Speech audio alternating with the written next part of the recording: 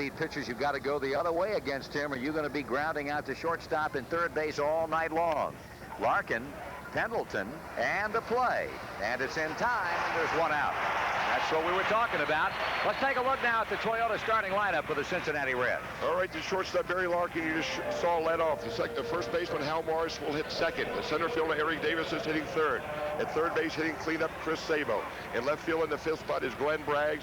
The second baseman, Mariano Duncan, will hit sixth. In right field, hitting seventh, Paul O'Neill. The catcher, Joe Oliver, will hit eighth, and the pitcher, Jack Armstrong, will hit ninth. And here's the Reds' first baseman, one of two left-handed batters that Lou Piniella has in his starting lineup tonight, trying to take that Scroogey away from Charlie Lee Brandt, the other, of course, being Paul O'Neill.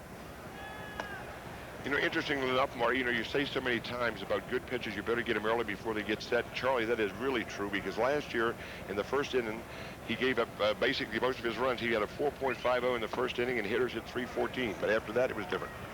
He's behind, 2 balls and no strikes. Morris, a .400 batter over his last 8 ball games, and has really not done all that badly this year against left-handed pitching.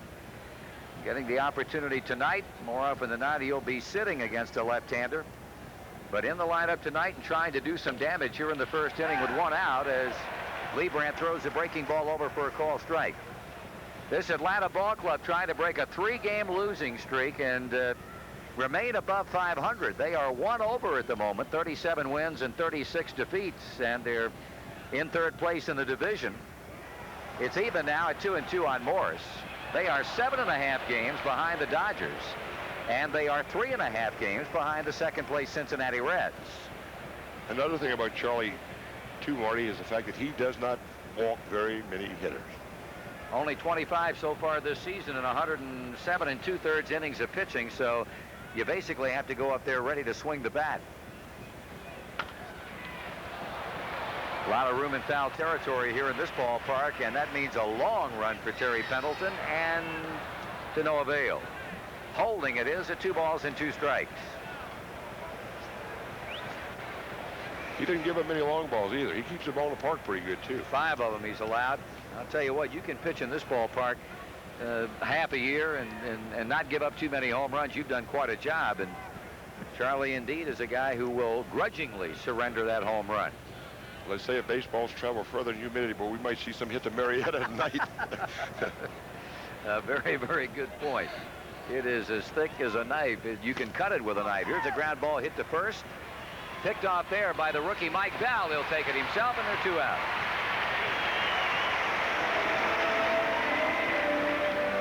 There are the numbers for the season on Lee Brandt. 7 wins, 5 losses, an excellent earned run average through 16 starts. Charlie's had 1 complete game.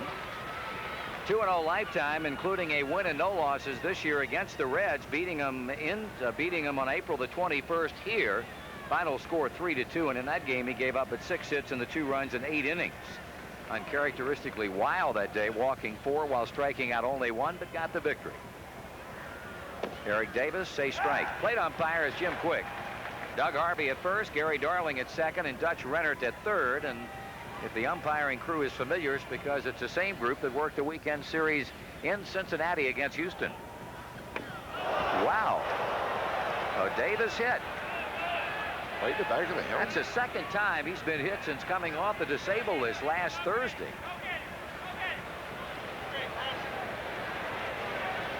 Is this a slider? It looked like it might have been a breaking ball. Yeah, it is. Just got away from him. Well, fortunately, Eric is all right. The grin would certainly tell you that, if nothing else would. The inning continues for the man batting in the cleanup spot tonight, Chris Sabo.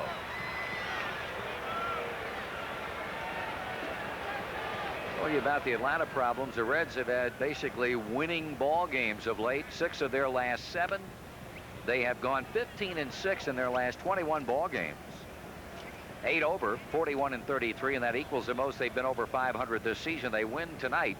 They will be 9 over for the first time. The idea was good, but the direction wasn't, and Sabo down a strike. One thing that Charlie does not have, Marty, and that's a good move to first base. Last year, 24 base runners attempted to steal. 21 of them were successful. He does not have a good move to first base. In fact, he had 3 balks last year. He will rarely pitch a quick ball game, too, because he takes his time out there on the mound. But you really got to give it to this guy. When he was a Red back in the early 80s, he was basically a nibbler. We've talked so much about Chris Hammond having that problem. It was something really that Charlie could not get away from. But he matured as a pitcher upon going to Kansas City, and is the elder statesman in this youthful pitching rotation that Bobby Cox has. Although they've had one of the grand old men of the game recently join this Atlanta pitching staff in former Red Rick Mailer. Well, some of these grand old men must be getting the job done, because last year their pitching staff finished dead last in the league with an ERA of 4.58. This year they're third, so they've made a major improvement. The biggest single factor in the problems the Braves have had of late have been defense. Their defense has been absolutely horrible. I mean, their offense, they got the second best team batting average in the National League behind the Cardinals. They are first in runs scored. The team ERA is very good. It's simply been a matter of them not being able to pick it up and throw it accurately. Davis at first, 2 out. And of course, their problems compounded lately with the losses of Sid Bream, out 4 to 6 weeks due to arthroscopic surgery on a knee, and David Justice going on the DL with a bad back. You lose 2 people of that ilk, and you're going to be hurting a little bit. Lee Brandt working on Sabo, and Chris lets it go by 2-2. The Brave bullpen's been a little bit better too. Last year they only had 30 saves the entire year. They've got 17 to date, so they have had a major improvement down there. They'd still like to have one guy that they could call their bona fide closer. They don't have that, and they're going to have their ups and downs in the bullpen because of that. Foul ball. I tell you, Chris has had a couple of pretty good rips at Lee Brandt. One he hit way out of here, but foul to left, and then that rope to left field down the line. And the count holds at 2-2. Well, uncommon to Charlie, both whose pitches were up. That last one was up, and if he stays up in that area with a little bit that Charlie's got to offer, he's in trouble up there. And especially with the way this club's been pounding home runs of late. I'm telling you, the homestand was unbelievable. 2 or more in 8 of their last 9 ball games, and second they rank in the league in home runs. Ball 3. Talk about how easy this guy is to run on, and because of that fact, it's amazing that Eric Davis has not attempted to go. And I can't believe anything's wrong with him, because he said the whole time he was on the disabled list that he shouldn't have been put on, and has shown no inclination to run, and just does now a little bit. That ball will find its way into left field, and the Reds have a 2-out threat going with Davis at second and Sabo at first. You mentioned all the home runs that the Reds have hit recently, Marty. They hit 53 doubles in June. That's pretty good production. Well, you're going to be hard-pressed to find a problem with this club's offense during the month of June. They started at 235, and as they enter play tonight, the 2nd of July, the first game of this new month, they are third in the league in batting with a team batting average of 258. So in a span of 1 month, they jumped the team batting average some 23 points. Glenn Bragg, 7 homers, 21 RBIs, but only a 200 batting average, and he's got Davis at second and Sabo at first, so good speed on the basis if Braggs can ring Lee Brandt's bell here with 2 out. Glenn has hit Brave pitching pretty good in the past. He's got a 17 for 51 lifetime, 333, which is pretty good average.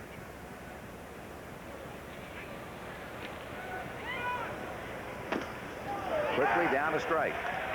Fastball on the inside part of the plate. He won't show you that pitch normally in a good hitting zone. And as Gordy mentioned a moment ago, if by chance he gets that pitch up, then he can get hurt very badly. But he pretty much knows how to locate, stay ahead of the hitters, and make them hit his pitch. That didn't miss by much. Braggs took a quick look at plate umpire Jim Quick. Count evens at a ball, a strike.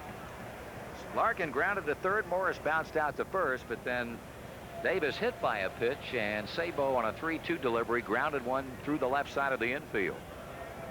1 ball, 1 strike on Braggs.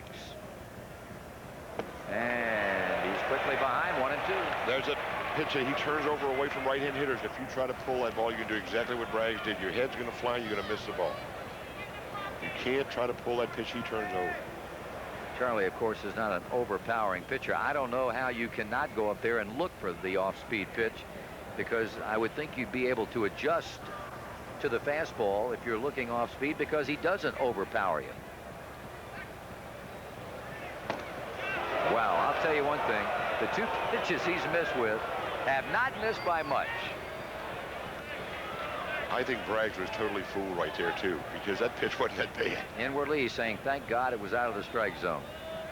2 balls, 2 strikes, 2 out, 2 on. First inning, the first of 3 here in Atlanta. Belliard trying to keep Davis close out at second base as he breaks in behind number 44 and now heads on back to his position.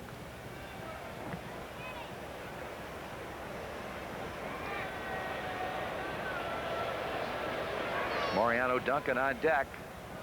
I think you can tell right now that Lee Brandt is not the kind of guy that will work like Tom Browning does. Ball 3 and a full count. Well, he went 3 and 2 on Sabo, base hit left field. He's 3 and 2 on Braggs, and with the runners going, let's see what Glenn can get done here. Well, as we mentioned earlier, his track record in the past, he really has difficulty in the first inning. That's his normal worst inning.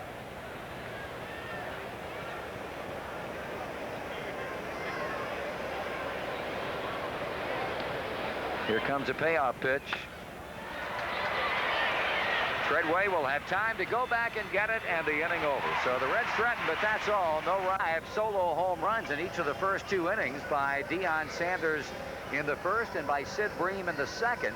He settled down, and the Reds went on to post a 7-3 victory. He gave up 1 more run, and that was a home run to Ron Gant in the 7th and final inning in which Jack worked. And, of course, he comes off of a very good performance in similar heat and humidity at Riverfront last week against San Diego. 5 2/3 innings of 2-hit shutout baseball. Otis Nixon to lead it off.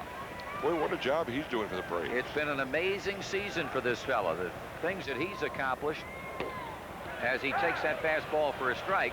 Here's a guy who started the 1991 baseball season with a major league career average of 228.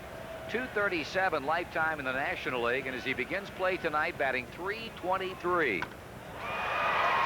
That's just going to be a routine fly ball that O'Neill will flag down and right. That's the one thing you want Otis Nixon to do is hit the ball in the air. No question, stolen base leader, but he's gone. And here's a former Red stepping in, having another excellent year in Jeff Treadway. This guy can just simply flat out hit. Continues to do it yearly.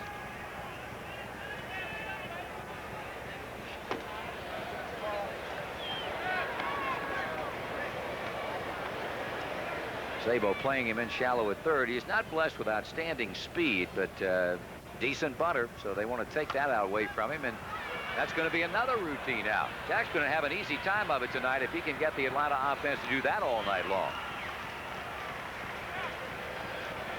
Well, the secret, as we've talked about so much, Marty, is get that first pitch over for a strike. The Scotty Ryder telecast is presented courtesy of Multimedia Entertainment Incorporated by the authority of the Cincinnati Reds and is intended solely for the private non-commercial use of our audience. Any publication, reproduction, transmission, and/or other use of the pictures, descriptions, and accounts of this game without the express written consent of the Cincinnati Reds is prohibited. Terry Pendleton talking about a guy having an excellent year. Kind of like his chances of maybe being on that National League All-Star team. .327 batting average in his first year with the Braves after they signed him as a free agent from the St. Louis Cardinals. Cardinals, of course, had that wholesale house cleaning, and the Braves have been the beneficiary as far as Pendleton is concerned. 2-0. You look at the year he's having now, Marty, compare with what he did last year. Terry hasn't hit 300 in the big league since his rookie season. Armstrong needs a strike and gets it. A win tonight would even Jack's record for the year. This is his 14th start. And as Lou Piniella stated to us late this afternoon down in the visitors clubhouse, thank God for the 3-day All-Star break. He said, I don't know that there's a club in baseball that is going to benefit more from having next Monday, Tuesday, and Wednesday off than his ball club, simply because of the pitching situation.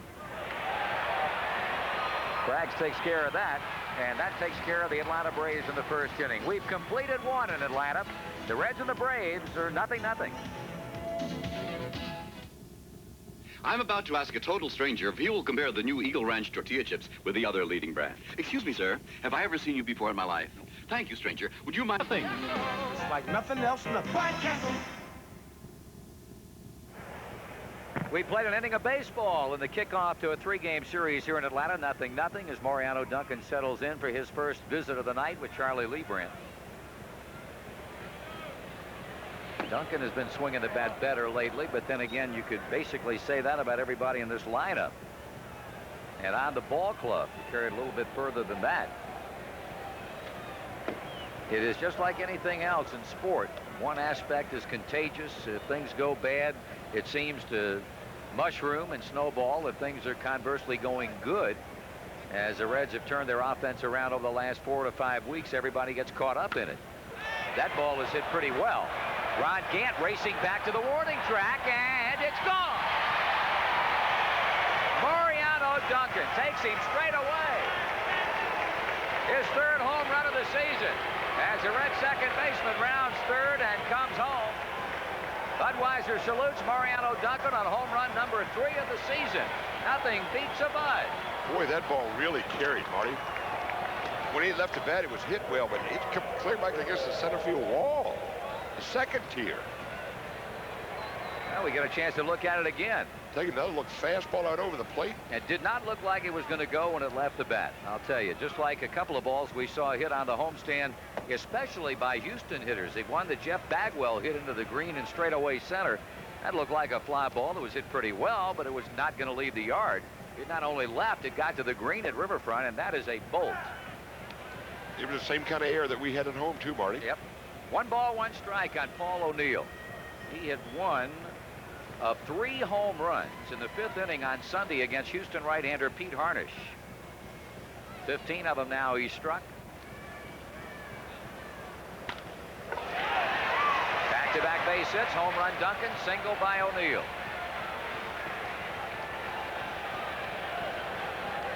If you're counting, that home run by Duncan was the 20th. That they are. Of course, the Cubs rose to the occasion last night. They pounded 3 in that 13-inning 1-run win over the Pittsburgh Pirates, but today was another story. What was it, 13-2 the final? They had 22 hits. 13-4 final score, the Pirates today. 20-some hits. Doug DeCenzo made his 2nd pitching performance of the year for the Cubbies and pitched a scoreless inning. He has now thrown 5 scoreless innings in his major league career. And I'll tell you, he was impressive today. He blew a hitter away and showed a good fastball, good breaking ball, changeup. Maybe he's got another future. I'll tell you, I kind of like him as an outfielder. He's not a bad player. He still hadn't made an error, I don't think, either. Good player. The way the Cubs are looking for pitching. 1 strike, the count on Oliver.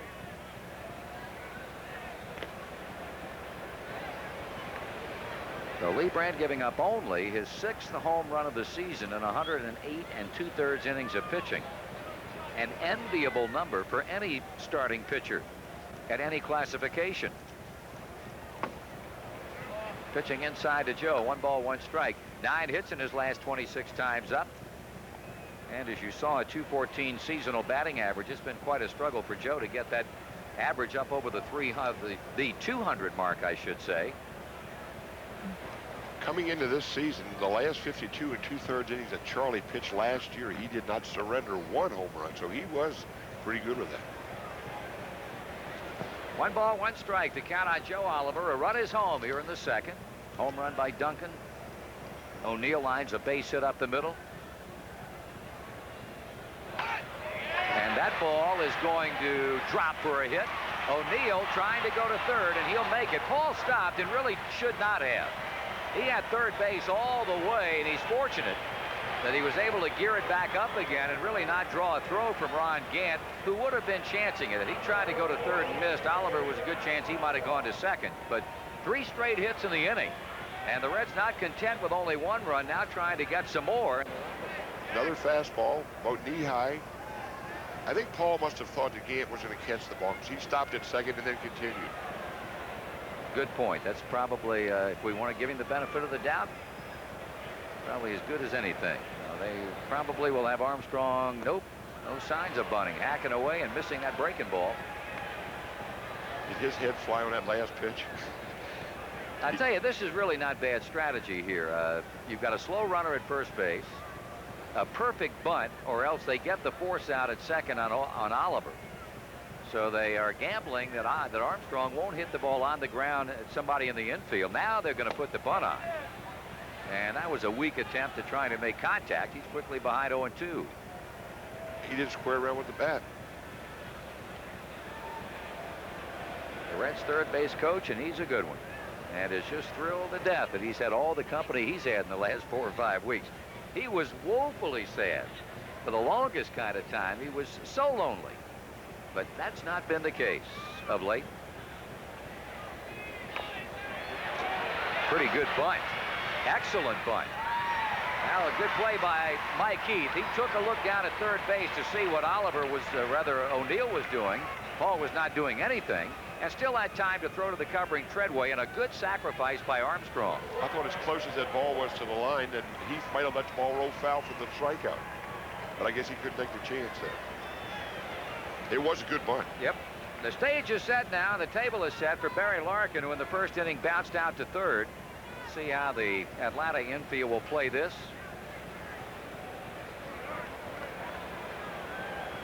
You know, we've talked about all the great things that Barry's done in the last 25 ball games. Looking back in the history of the game, going back to the last 50 years, he's only the 4th shortstop in the National League that's hit 300 back-to-back seasons. So he had a pretty good last 2 years. And he's batting .314 right now. That's going to get a run in.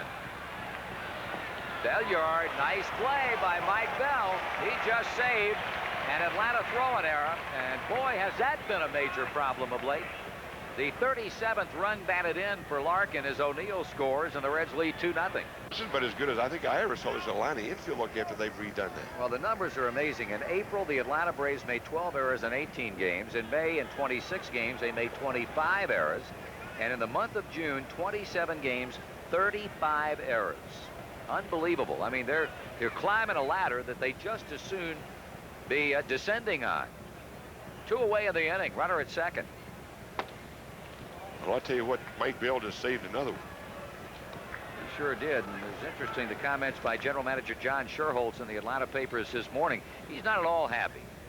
And rightly so, and right in talking about it, because they certainly did not think that this Braves ball club would be as poor defensively as it has been. And he said, you can't blame it on the field. And I'll tell you, in all the years I've been coming down here, this is about as good a surface as they've had in this ballpark for baseball. I would truly say that. So they can't blame the field for the problems. There's John Sherholtz and his assistant Stan Kasten. John with the suspenders on, former Kansas City Royals GM, who did such a great job with that club. Trying to do it here in Atlanta. 3 balls and no strikes on Morris. I wonder if Lou will turn him loose here. Would you? Well, left-hander against left-hander, and let's see. Would you? Well, if I was up there hitting, I'd like to have a 3-0 to hit against left-hander. I would turn him loose on this pitch. Yes, right here. sir, I would. And he did. And the breaking ball misses, and that's why we're sitting here. He threw him a 3-0 breaking ball, Marty. So Trout will step in now with 2 on, 2 out, and 2 in. The inning started with a home run by Mariano Duncan. A solo Johnson, if you will. O'Neill single. Oliver had a base hit. The sac bunt by Armstrong preceded the ground out to shortstop by Larkin that got the second run home. And Morris gets a walk. So Davis back after being hit by a pitch in the first inning. Ball came up on Pendleton, but his throw to second just in the nick of time. The Reds score hand for the Reds' second trip into Atlanta. It's 1991 baseball season, and they have seen the Reds jump out in front 2-0 in support of that man's pitching. He retired him in order in the first, and here in the second, Jack will be facing Lonnie Smith, Ronnie Gant, and then Mike Bell. Speaking of Braves attendance, Marty, the Braves attendance has not drawn 1 million fans since 1987. But they get a shot this year. They've got 850 already. Well, they had an excellent weekend attendance-wise against the Dodgers. Unfortunately, they didn't play very well. They won the first game, but then dropped the next 3. Here's Lonnie Smith. And I think that Lonnie's mere presence in the cleanup spot pretty much tells you the state of affairs that the Braves are in relative to injuries to key people. We talked about Bream and David Justice. being out. And Lonnie has been a good talent in his major league career with the Cardinals and the Royals and the Atlanta Braves, but a cleanup hitter under normal circumstances, he isn't. He was missing from the lineup when our first visit. He was disabled as the first trip in here. Yep, sure was. Batting .257 with 3 homers as he starts play tonight.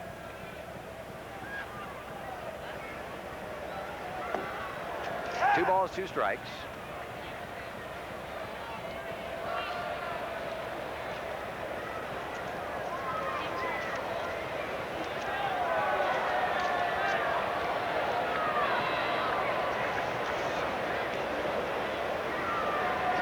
And he got him. Breaking ball down and away, and he got Lonnie to chase a bad ball for his first strikeout. He made up his mind awful early with that pitch. Here's Ron Gant. Batting .225. But there's such a thing as a hard .225. He's hitting it. 13 home runs, including one of them off of Jack Armstrong back in April here. Well, his career has been one of ups and downs. It's been amazing. He came in, broke in so impressively as a rookie, then fell on hard times. They tried to change positions, had him playing third base. That didn't work at all. And sent him down, Class A. Class A baseball. And boy, did he ever more bounce back last year. And despite the batting average, in terms of power, working on a pretty good season this year. 0-2. Well, Jackson had pretty good command of that breaking ball. He has had only the home run in terms of hits off of the Reds this season and 19 trips to the plate. But against Armstrong lifetime, 3 for 9 with 2 home runs. And Gant not doing what Lonnie Smith did before him, laying off that bad breaking ball in the dirt. 1-2. It's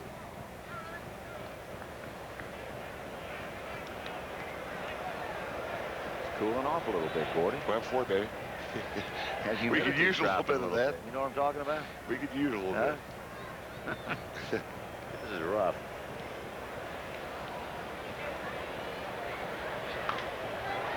You don't want to pitch up there now, Jack.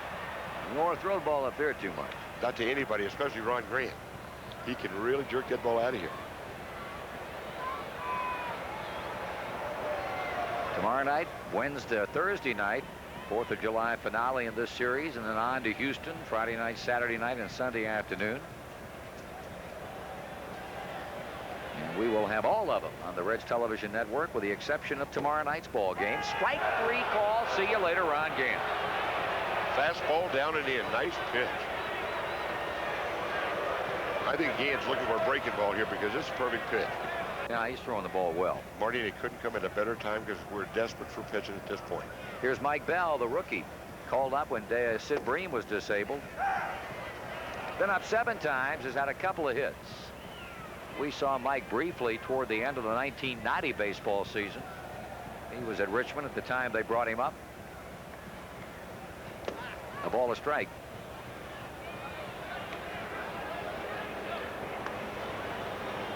I guess he and that Hunter kid are alternating at first base on platoon situation. 2 rookies in the absence of Sid Bream, Brian Hunter and Mike Bell. I would imagine we'll see Hunter tomorrow night with Tom Browning pitching here. 2 balls, 1 strike. Speaking of update of injuries, have you heard anything since we've been in town in regards to Nick Asaski? The report is terrible. He has not gotten any better. He's not even hitting now. For a while, he was swinging the bat. They have shut him down completely. That's horrible. Duncan gets Bell, and that's all for Atlanta. 3 up, 3 down. We are through 2 here.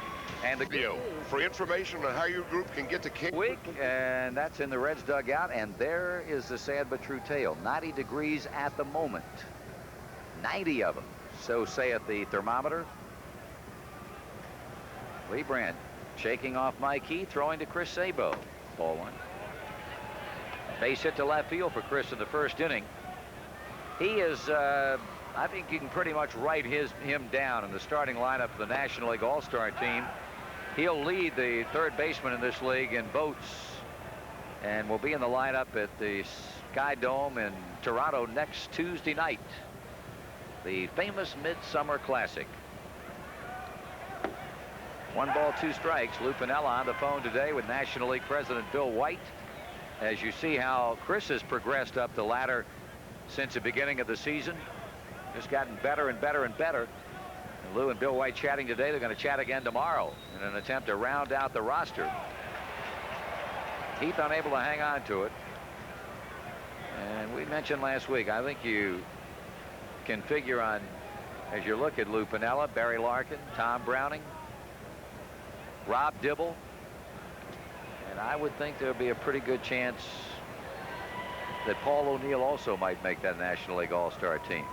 The prerogative of a manager is to take some of the folks that helped to get him there to begin with. Fair or foul, and not by much. Nothing beats the excitement of Cincinnati Reds baseball, and when enjoying the game, nothing beats the king of beers. Every manager does it.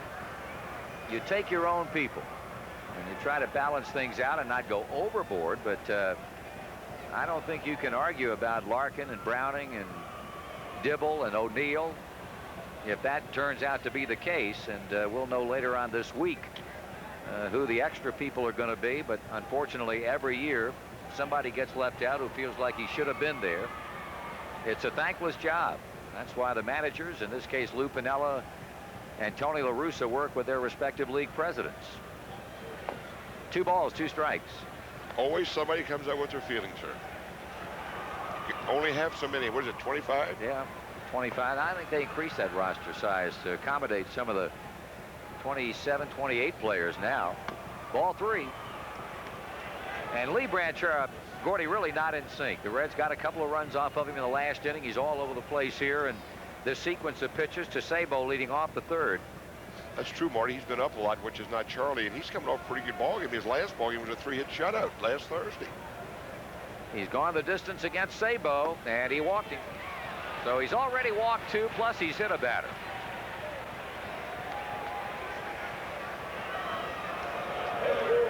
To pop up to Treadway at second, leaving 2 on in the 1st inning. So Glenn dropping back onto the interstate as he bats here in the 3rd at 198. The one thing I'm sure Charlie doesn't want to do on a hot night like this is throw extra pitches. No.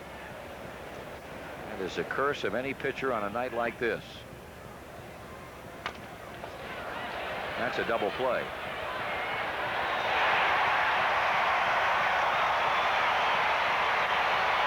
Can't go any harder at second base, and Sabo went in to try to break it up. He gave it a good shot. It was just a double play ball.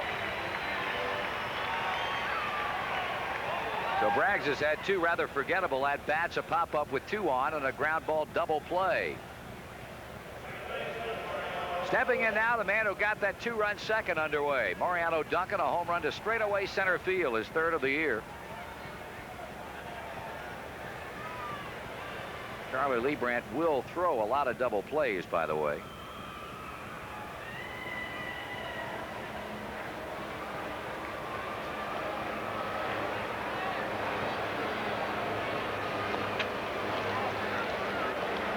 University of Miami of Oxford graduate. He's in the Sports Hall of Fame up there. That he is.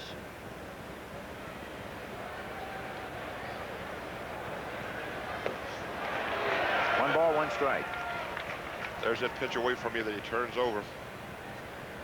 Duncan starts have basically been relegated to evenings in which Reds have faced left-handed pitching, and they're going to face another left-hander tomorrow night in Steve Avery. The only right-hander they get will be Thursday night, Pete Smith. Lou was even toying with the idea of starting Billy Dorn at first base tonight.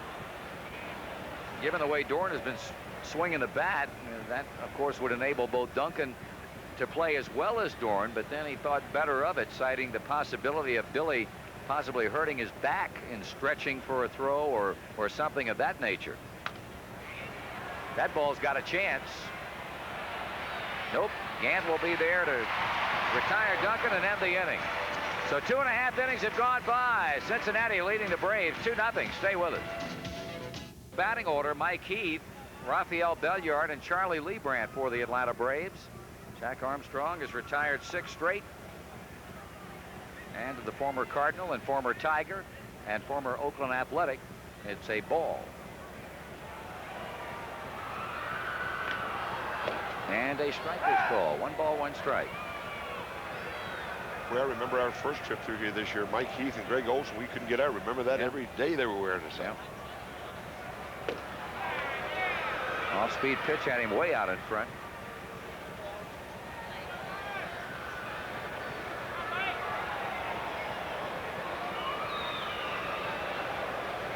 And another strikeout. I tell you what, Jack Armstrong's pitching like a man with a mission, Marty. He is really going after those hitters. I think the most impressive thing about Jack right now in the early innings is the way he's locating. Watch this pitch.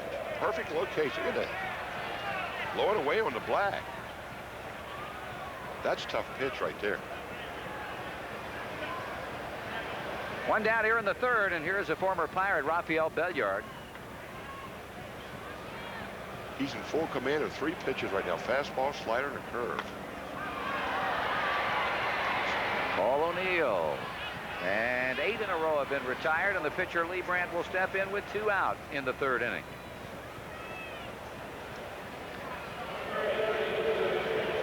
Now at Taco Bell, the new snack size Fiesta menu. So run for the border. Head to Taco Bell.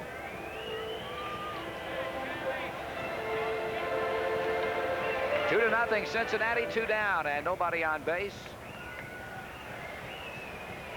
In the 4th inning, Steve Lamar will be joining Gordy on the television side. Jack about to go through the Atlanta batting order 1 perfect time as he faces Lee Brandt. Charlie batting 081. He's had 1 hit, 031. 1 hit and 32 times at the plate. Larkin unloading, and 9 straight have been retired. Steve will be with Gordy at the end of 3. Reds 2 and Atlanta nothing. Cars in the world. It's the Street Custom Spectacular, July 4th through the 7th. But Ray Larkin got another run home. 2-0 Reds. And in the 4th inning, it's Paul O'Neill to lead off, followed by Joe Oliver and Jack Armstrong. On a warm, humid night, very uncomfortable evening in Atlanta.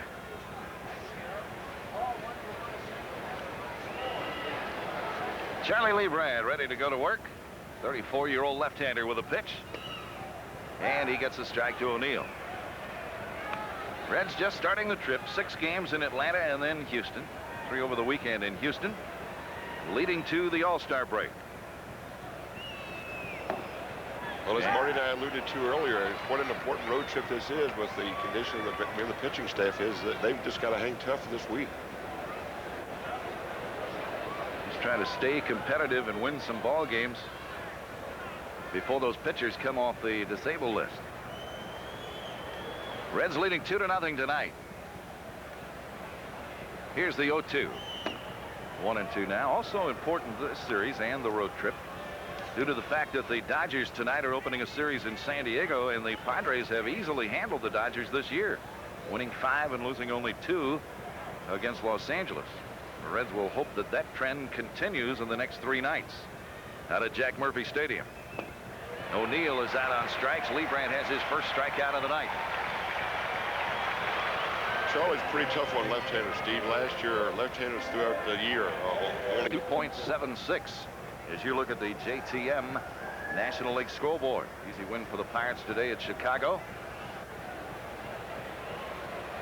And the 2 games later out on the coast, the Dodgers at San Diego, Martinez and Rasmussen, the Astros at San Francisco, Portugal and Black later on. We can root for the Padres, but I'm going to tell you what, they've been struggling, haven't they? They've had a tough time lately, you're right. Here's the 0-1 to Oliver, way inside. A ball and a strike.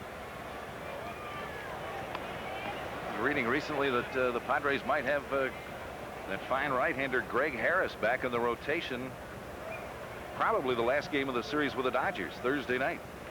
He's been out since April, and that certainly has hurt the San Diego cause. The 1-1 pitch is popped foul and out of play off to the right. When he's on, he's as tough as anybody in the league. He's got one of the best curveballs I ever saw.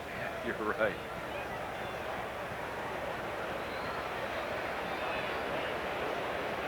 One and 2 to Joe Oliver.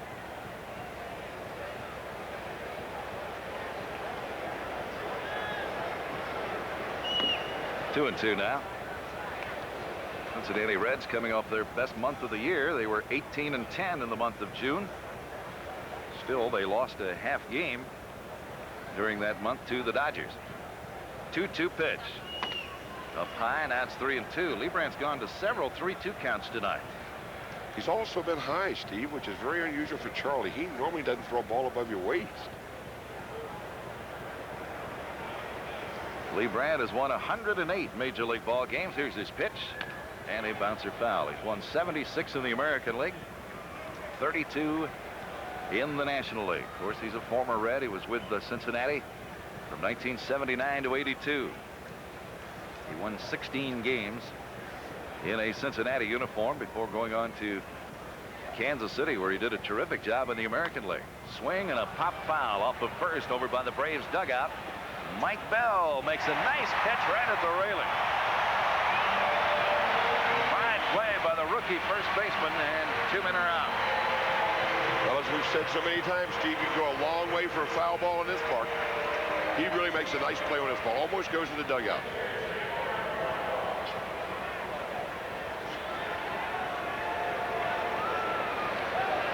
Surprised some of his teammates weren't there to catch him. I was just going to say, there weren't a whole lot of the friendly folks over there in the dugout ready to help him out. Normally they're there to grab you. 2 gone, nobody on. Jack Armstrong, the batter. And a strike call.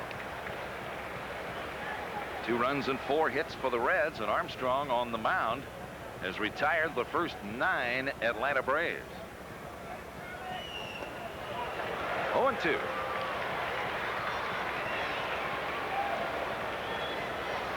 Reds have won 6 of their last 7 ball games, 15 of their last 21 National League encounters, to go 8 over 500 for only the second time this year. Ball 1, 1-2. So with a win tonight, the Reds can go 9 over 500 for the first time in 1991. They really had a fine homestand, Steve. They played awfully well at home. Now the pitch. 2 balls, 2 strikes. Liebrandt has not lost a ball game since the 11th of June, and he pitched a terrific game that night, getting beat 2-1 by the Mets on a 2-run homer by Kevin McReynolds. Swing and a miss. Armstrong is out. Second strikeout for Liebrandt. Bottom of the 4th coming up, 2-0 Cincinnati.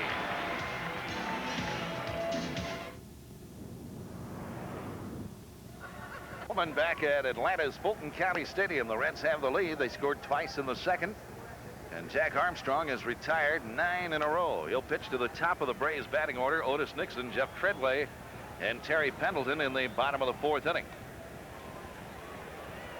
You know how they refer to this ballpark as a launching pad, Steve? Many years ago, the Atlanta Braves were once the old Boston Braves. Right. Park was built in 1915. Braves now, Field. You right? talking about, now you talking about a hitter's nightmare. It was 402 down the lines and 550 to center field. Yes, sir. Pretty good dimensions. In fact, that very first year, the Detroit Tigers made a road trip into Boston to play the Red Sox at Fenway Park, and on an off day, Ty Cobb went over and visited Braves Field. He looked at those dimensions and said, no human being will ever hit a ball out of here. There will never be a home run other than an inside the park home run in this ballpark. And about 2 months later, I think the catcher for the Braves at that time, his name escapes me, hit one about 480 feet that cleared the wall, and no one could believe it. In 1915, that was a long way to hit a ball in the dead ball era. That's true. Otis Nixon leading off. Otis has had some first half for the Atlanta Braves, batting at .321. This is a fellow who has never hit higher than .263 in any major league season. Switch hitter, and he takes a strike. He's behind Armstrong, 0-2. Do you see what he's hitting right-handed this year? Over 400. Over 400. 415 and 297 from the left side. Here's the 0-2. High chop, second base. Duncan has to hurry, and he gets Nixon by a step. Boy, you can't let the grass grow on your feet when he's running, I'll tell you. He can run now. He'll pitch to Jeff Treadway, who's off to a very good start. Here's the JTM American League scoreboard. The Indians, who've lost 21 of the last 24, have the early lead at Yankee Stadium. Division leaders there: Minnesota leading California by 2 games, Toronto over Boston by 4.5.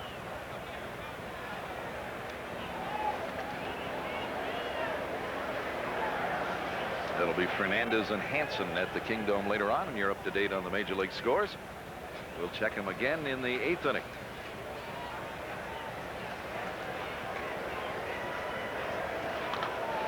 Right field, O'Neill is there, and 2 men are out.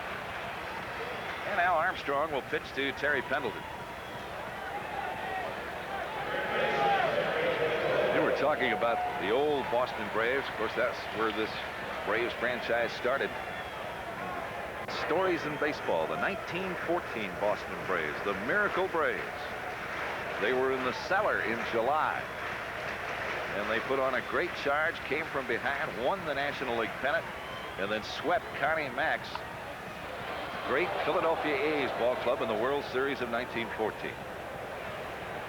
That's quite a story. Well, I reckon your last place in July it is.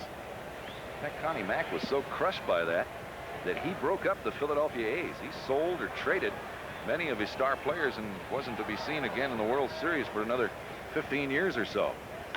Swing and a pop fly into right field. Here comes O'Neill. He'll get there to make the catch, and the inning is over. Armstrong has retired the first 12 at the end of 4. 2-0 Reds. 6 of the last 7 ball games and 15 of the last 21. And they have really been hitting the long ball. There's a ball, and it's 1-1. The young man at the plate's had a hand in a whole lot of that. You betcha he has. Look at that, since coming off the disabled list in early June. Second baseman Jeff Treadway gobbles it up, throws Berry out. He's grounded out 3 times tonight, although Morris will be the hitter. Al has grounded out and drawn a walk. That Charlie Liebrand throws a few ground balls, doesn't he? Yeah, he really does. Keeps the ball down, moves it around.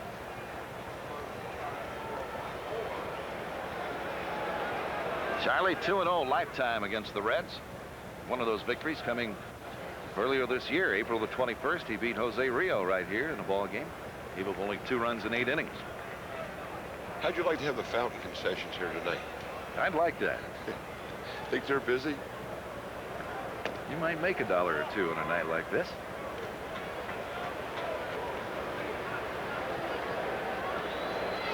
One and nothing to Morris. And a strike call. Boy, he's made some real pitches with that big curveball. There's 2 left-handed hitters with he and O'Neill in the lineup. He has really made some big breaking ball pitches. Look how far he stands away from the plate. Now way off the plate, and then sort of dives in. He dives in. Charlie's trying to keep the ball away from the inside part of the plate, too. That would be right into the wheelhouse of Hal Morris if he happened to throw it there. That was away from him, and Morris hits it into left center. Ron Gant is there, and 2 men are out. So 2 gone in the 5th. Eric Davis will bat. He's been hit by a pitch and hit into a force play. Bat against left-handed pitching. When left-handers have started games against the Reds this year, Cincinnati's record is 18-8. That's pretty impressive. 10 over 500 in only 26 starts by left-handers against Cincinnati. 1-0 to Eric Davis, and here's a special Reds Network salute to Nationwide Insurance agent Paul Hall, winner of the 1990 President's Conference Award. For all your insurance needs, call Paul E. Hall in Mount Orab, Ohio. There's Belliard backhanding it. The throw, he got him. Nice play by the little shortstop, Rafael Belliard. Halfway through it in the middle of the 5th. 2-0 Cincinnati. Today's game is brought to you. This is the 2nd of July. And if you check your Reds history book, you'll find out that a gentleman by the name of Gordy Coleman had quite a day on the 2nd of July back in 1961 at County Stadium in Milwaukee. Do you remember that? Yeah, I'm glad you brought that up, as a matter of fact. Yeah, when you only have one good day in a career, it's easy to remember, Steve. I remember that one, sure do. Sunday afternoon in Milwaukee. Mr. Coleman had 8 hits in that doubleheader. 5 in the first game, including a game-winning 3-run homer in the 13th inning off Who else? Warren Spahn. That gave the Reds an 8-5 win, and then Gordy had 3 hits in the second game, and the Reds completed the sweep, winning 4-3. And that was a pleasant Sunday afternoon. I would think so. Did you ever have a day like that anywhere, majors or minors? I had a couple in the minor leagues, low minors, but nothing like that at the major league level. Here's Lonnie Smith leading off, and the first pitch missing to him. You had to be awful happy that a fellow by the name of Warren Spahn was around at that time, and most people weren't, but you were. That was the strangest thing. Everybody in the league knew I could hit him except their manager. Who was that, Dressen? Yeah, you know, he brought him in the 13th. You mentioned the 13th inning. He brought him in the 13th to face me with a tying winning run on base. I couldn't wait for him to get out there. Oh, well, pleasant memories. It's a nice story. That's quite a doubleheader. 8 hits. Here's the 1-0 to Lonnie. And a swing and a drive to right. Backing is O'Neill. He'll have plenty of room, and he makes the catch. Jack Armstrong has retired the first 13 hitters tonight. Ron Gant will be the batter. Say, remember, Reds fans, Bank One Cincinnati. The bank that will do whatever it takes. I'd say this hot, humid night's agreeing with Jack Armstrong. And Paul O'Neill's been quite busy out in right field tonight. That's his 5th putout. Ball 1 to Ron Gant, a 30-30 man last year for the Atlanta Braves. 30 homers, 30 steals. 13th man to do it in Major League history. And the 3rd Brave. Hank Aaron did it, and Dale Murphy also was a 30-30 man. With the absence of Dave Justice and Sid Bream out of that lineup, he's really going to be called upon for some power here, too. You betcha. Swing and a pop foul, back and out of play. Gant leads the Braves in home runs, 13 of them. Although he's batting only .224. Jack Armstrong did not give up a run in his last start afternoon to beat San Diego.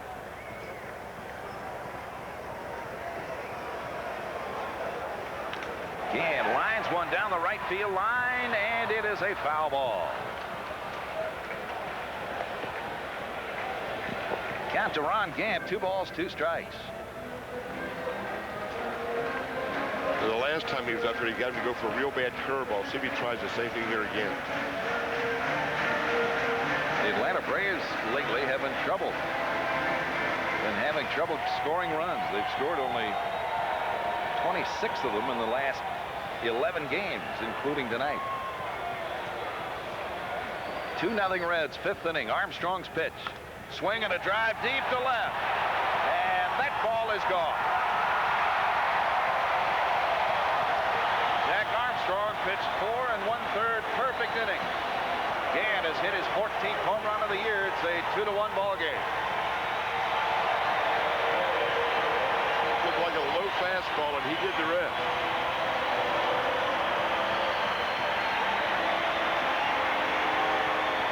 It was a question if it was going to have enough height, Steve. The ball was hit well. It just was a line drive. Here's another look at that last swing. Low fastball. Just ran out of real estate. Very close to the spot where Hank Aaron hit his 715th home run to break Babe Ruth's all-time record. April the 8th, 1974. Of course, Aaron also batted in his career about 4,000 times more than Babe Ruth did.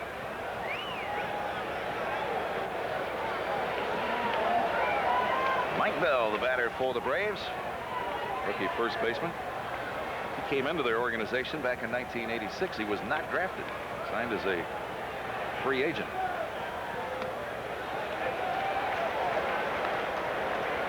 He's not very big by first baseman standards. In his minor league career, he really hadn't shown that much power. Armstrong's 2-1 pitch and a swing and a bouncer foul off to the right.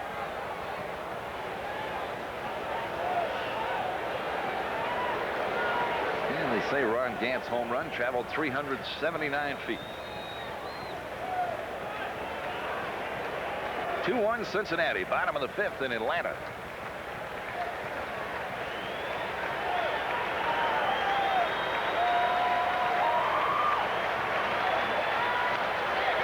And that is foul past Pat Corrales, the first base coach. Did your old buddy move around down a little bit that time, didn't he? Yes, sir. Patrick's offered to take Gordy and me out after the ball game, buy us a little dinner tomorrow night. As long as that's what I wanted to hear, that word buy. Why did they say that? Former Red Pat Corrales. 2-2 the count. Armstrong goes back to work. High chop, second base. Duncan lays off, makes the play, and throws out Bell. 2 gone in the 5th. Back of the Dodgers. The Atlanta Braves, 3rd place in the West, 7.5 back. That's the largest deficit of the year for the Atlanta ball club. And their catcher, Mike Heath, will be swinging now against Armstrong. He struck out in the 3rd inning. 1 strike to Heath.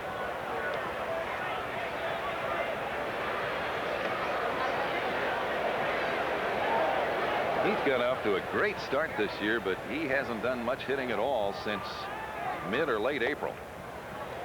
Yeah, I mentioned to Marty our first trip in here. When he was wearing this, I remember he and Olsen both. Everything they hit was a line. That's right. Both their catchers at that time were really hitting the baseball. 2-1. But if you go back to April the 24th, Heath has played 37 games and hit 146. This one's fouled away, and it's 2-2. Marty Brenneman will be back when we go to the 6th inning. The Reds with a 2-1 lead in Atlanta tonight as they open a 3-game series here in a 6-game road trip.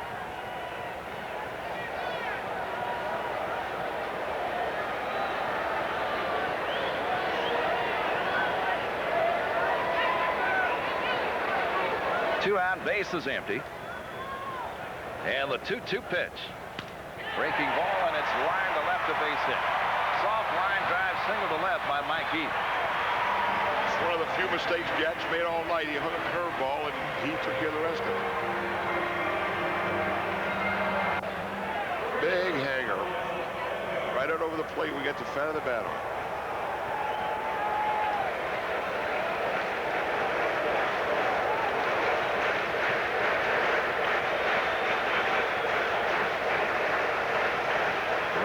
Belliard, the little shortstop, will bat here for the Braves. He flied to shallow right back in the 3rd inning.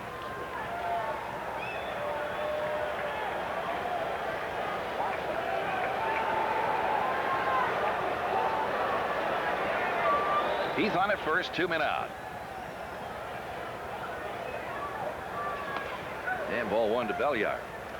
Jack Armstrong's first 2 starts this year were against the Atlanta Braves. He won 1 and he lost 1. And from Atlanta, we pause for station identification. This is the Cincinnati Reds Television Network. Your #1 sports station in Cincinnati, WLWT. Steve Lamar with Gordy Coleman at Fulton County Stadium in Atlanta, where the Reds lead the Braves 2-1. Mike Heath is the runner at first base with 2 men out. We were talking earlier about all the errors that the Braves have made this year. When Raphael was the regular shortstop for the Pirates in '88, he led the National League in fielding as shortstop. Braves really have played terrible defense this year, and they tried to shore up their defense after leading the major leagues in errors last year. Bringing in Bream to play first base, Terry Pendleton at 3rd, Belliard at short.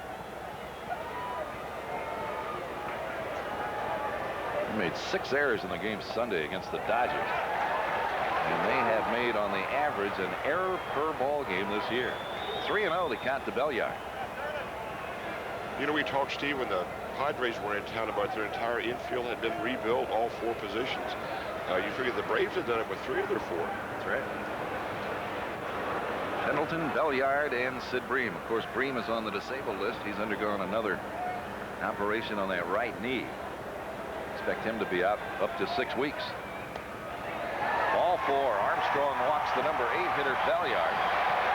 And the Braves pitcher, Charlie Leibrandt, will come to bat.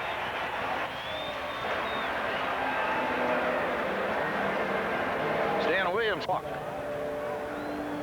Well, we saw the exact same thing happen in Cincinnati on Sunday. Harnish for the Astros was sailing along for 5 innings, pitching great baseball. All of a sudden, the 6th inning, boy, the roof caved in. And Charlie Lebrand is not the most dangerous hitter in the world. He's 1 for 33 this year. And he shortens up, takes 1, ball 1. 2 men out here, 2 men on. Somebody might want to tell Charlie there are 2 outs. Yeah. Now he'll swing away, and just after you've said he's 1 for 33, he'll probably rip a double. Here's the 1-0. I hope not. Strike is called. It's 1-1. 2-0, 2-1 rather. Cincinnati, bottom of the 5th.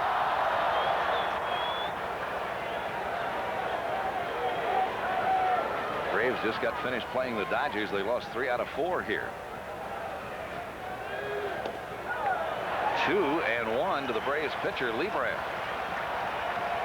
Atlanta won the first game of Friday night's doubleheader against the Dodgers and then lost the last 3 games of that series. Charlie's thrown 55 pitches at this point, which isn't bad to be in the bottom of the 5th with 2 outs. Now Armstrong's 2-1 delivery is taken for a strike. 2-2.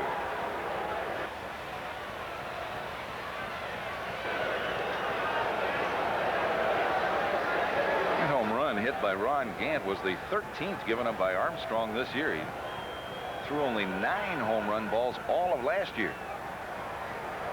2-2. And Jack's pitch. Swinging a fly ball to right. Shallow. O'Neill comes on to make the catch and retire the side. At the end of 5 in Atlanta, the Reds have a 1-run lead. After the 6th inning, they're clinging to a 2-1 lead. And back at the microphone, Marty B. Thank you, Gordy. And without question, they're facing a different Charlie Lebrand from the one that they hacked off of in the first couple of innings.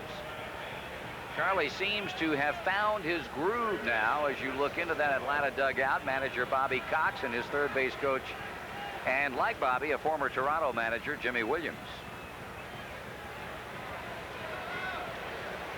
When you look at that ERA of Charlie's coming into this ball game, Marty, he's pretty accustomed to not giving up too many. 2.76. 2 runs the Reds got to him 4 in the second. 1 on a home run by Duncan. And a home run by Ronnie Gant has shaved the Reds' lead to only a run. Sabo's been on twice tonight, a base hit and a walk.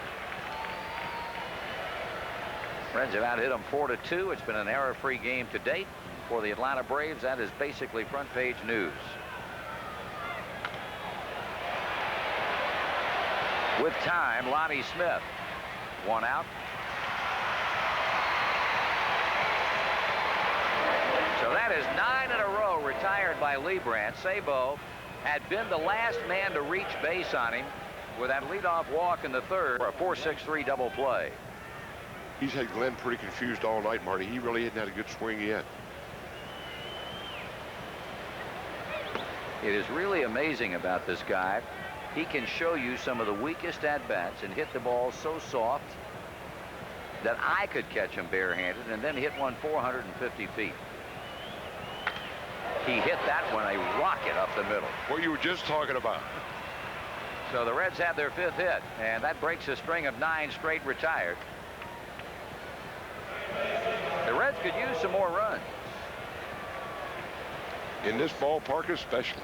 We'll see if that base hit keys something now as Mariano Duncan steps to the plate. Duncan is homered. He's also flied out.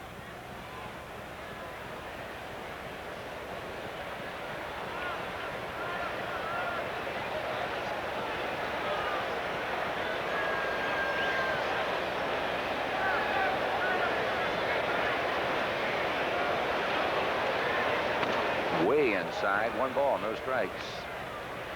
When Charlie comes inside, he comes inside real bad. Real bad. And there's nothing wrong with that. No. If you're not overpowering, if you're going to throw inside, you better get inside. And way in, so if you miss, you still have some margin of error. There's no end result going the other way. None whatsoever.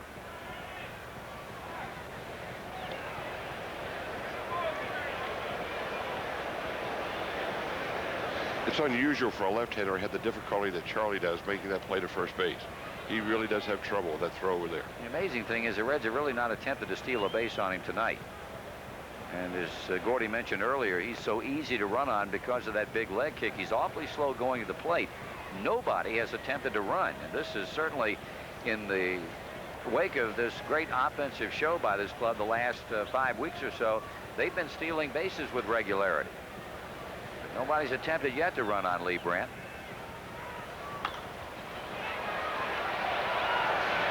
Otis Nixon with that good speed flags it down in the Atlanta bullpen. Another interesting note, Marty, the Brave catching is only 33% of the attempted runners. So, boy, he can cover some ground, can't he? Sure can. Wow, he gets over there quick. He had a brother play the big leagues too, didn't he? Donnell Nixon. Donnell played with the San Francisco Giants, Cleveland Indians. He is no longer in the major leagues. I don't know if he's still playing professionally, but this has basically been, as we mentioned earlier, the coming out year for Otis Nixon. Big O'Neill with 2 out. Single and scored in the second, struck out leading off the fourth. One of only 2 strikeouts that Charlie Lee Brandt has recorded up to this point, and we are in the top of the 6th inning. 2 out, runner at first, and the Reds in front 2-1. One-run games have really not been all that kind to either team, but more kinder to the Reds than to the Braves. The Reds are 11-10 in one-run games. Atlanta has won 10 and lost 13.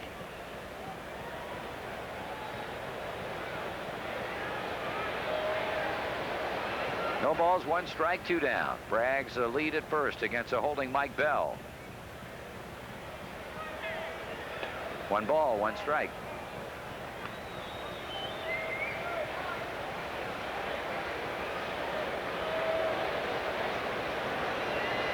Paul tied for the National League lead now in extra base hits with Howard Johnson. I don't know whether that's factored in the home run that Johnson hit earlier tonight. Then Howard now has a lead in extra base hits, 33 of them to 32 for O'Neill. He had a home run for the only run so far scored by New York. They're leading in their game 1-0.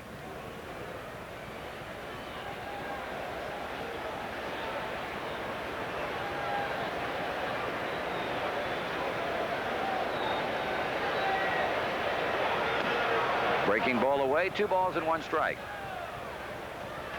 He's given Paul a pretty steady diet of that breaking ball away from him. He's really thrown him several.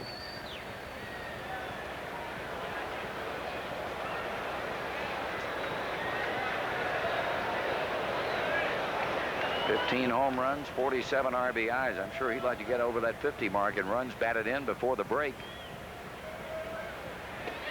He checked, it looked like.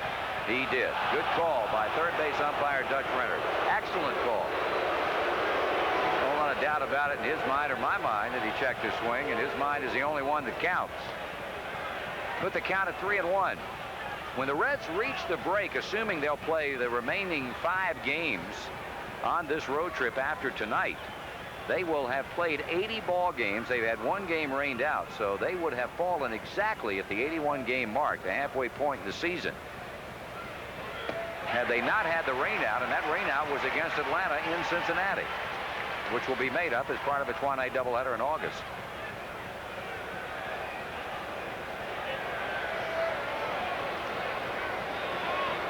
So Braggs will be running. 3-2 the count on O'Neill with 2 away.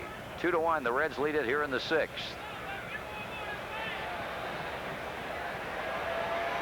And the inning is over. He gets Paul for the 2nd time.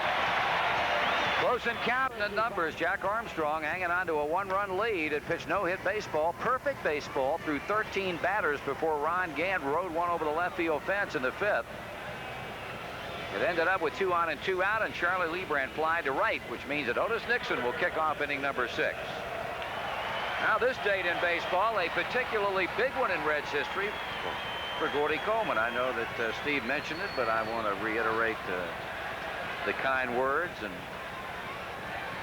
you probably said you didn't remember either one of them. No, I didn't say that, Marty. You didn't? No. Oh, good. When you only have one in a career, you remember it. I see. Yes, sir. 1 ball and no strikes on Nixon.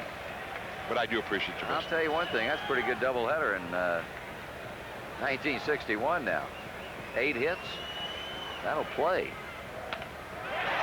That's going to be a base hit. And that's not the man that you want on base, leading off an inning when you're leading by a run.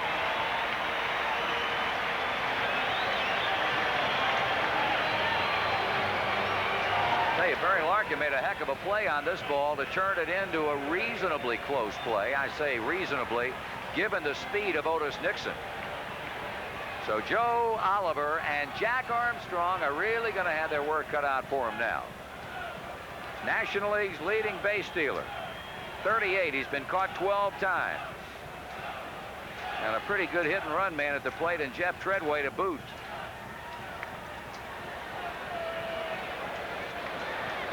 Last year, Marty, Otis Nixon stole 50 bases in 231 at-bats. And that's the most by anybody that was up that few times. He's unbelievable. He can really flat damn fly. Well, he's trying to hold off the 2 guys from Montreal, Grissom and DeShields. Of course, they all 3 went right by Vince Coleman when he went on the disabled list. Treadway has popped to short and fly to right. So Jack's had him hitting the ball in the air both times up. Nixon, good lead against a holding Hal Morris at first. And get a shot at Chris Sabo. As you see, the the National League record that Nixon set on the 16th of June against Montreal. He stole 6 bases, and the Braves still lost that game. Montreal won. Sabo really pulled in at third for Treadway. It's tough to imagine somebody stealing 6 bases in one ball. Now you get a pretty good look at how short Chris is at third base. Treadway. They got him. Oh, they picked him off. Good play. I thought Doug Harvey was going to call him safe for a minute, but he rings him up, and now getting some heat from the Atlanta dugout. Shouldn't get any. None at all. Big play by Jack Armstrong. Fine move. Look how quick that was. That's legitimate. He's out.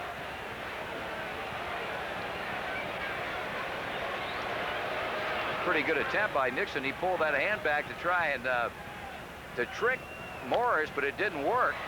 And this should be the second out. Braggs will handle the fly ball by Treadway. Boy, it's great to get him off those bases, because boy, he's something else on stealing. That is the 18th time this season that Reds pitchers have picked off base runners, combining pickoffs and runners picked off / caught stealing.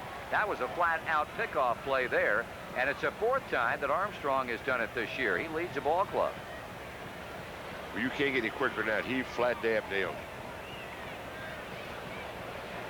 I'll tell you one thing. It is a tremendous advantage for any pitcher to have a good pickoff move, whether he be a left-hander or a right-hander. The Reds are blessed on this staff. A couple of right-handers with outstanding pickoff moves, Armstrong and Jose Rijo. Especially in this age of artificial turf, where these guys really take advantage of stealing. No question.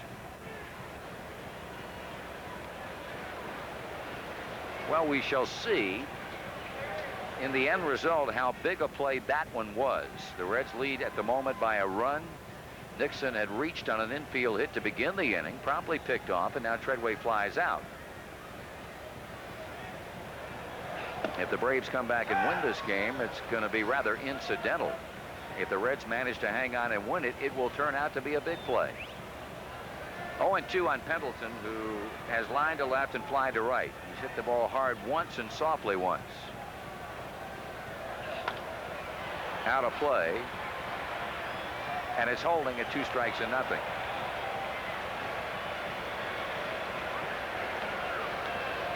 Well, if you're a Reds fan, you bring your glove to the ballpark and you go away with a souvenir.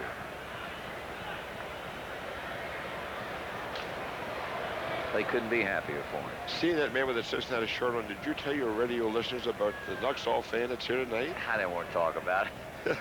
I really didn't.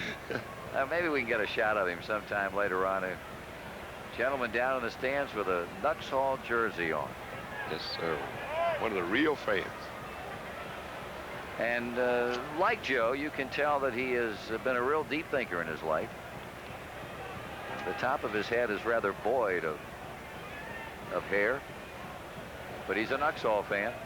High and away a ball.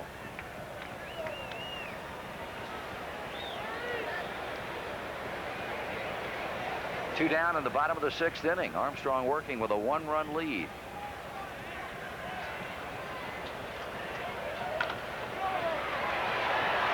Morris stumbled, recovered, got a good throw to Jack, and that's the inning.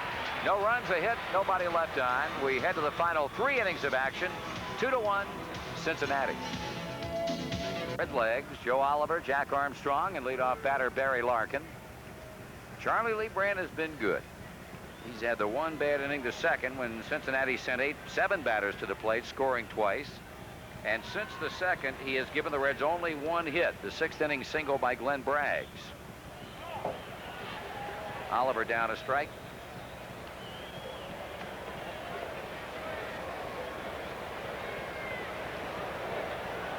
Well, his past performances against the Reds, Marty, as the stats prove there, he's had excellent success against them.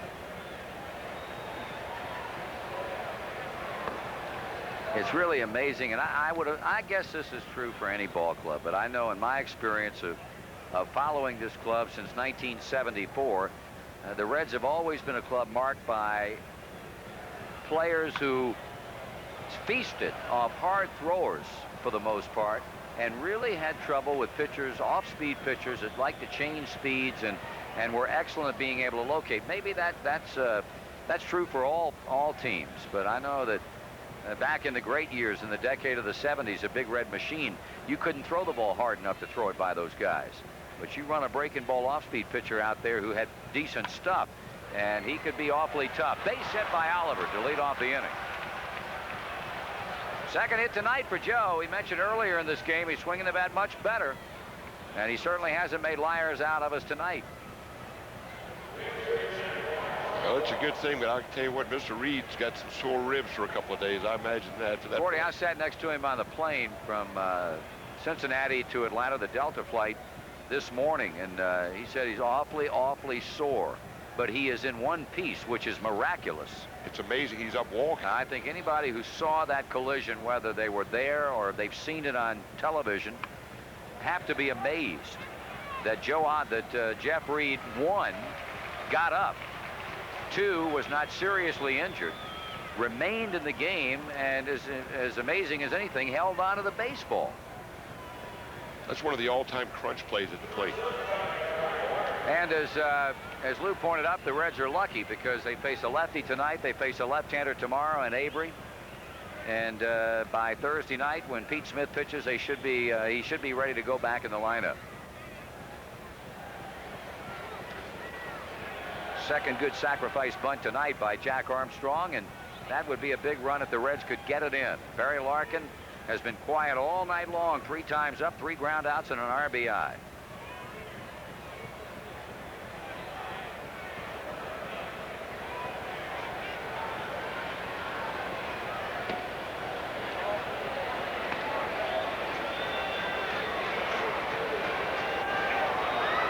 It's a little strange here with first base being open.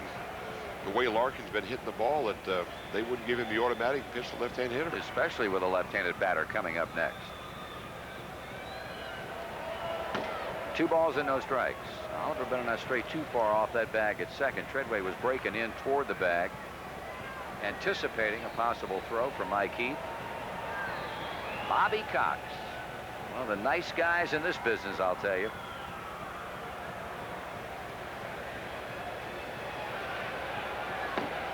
Strike is called.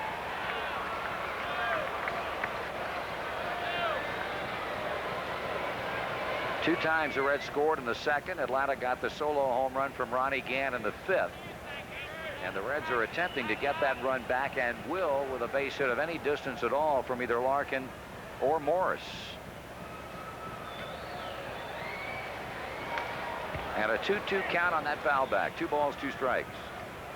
You know, talking with manager Bobby Cox, Marty, last year he was here and witnessed his ball club winning only 65 games in the entire year. It was the worst record in baseball. 65 wins. They come back rather nicely, and I think people knew last year that this club had the makings a much better team. And, of course, the Braves enhance their chances of winning by doing what they did in the offseason, picking up Terry Pendleton and Sid Bream, both coming from programs that knew how to win, the Cardinals and the Pirates.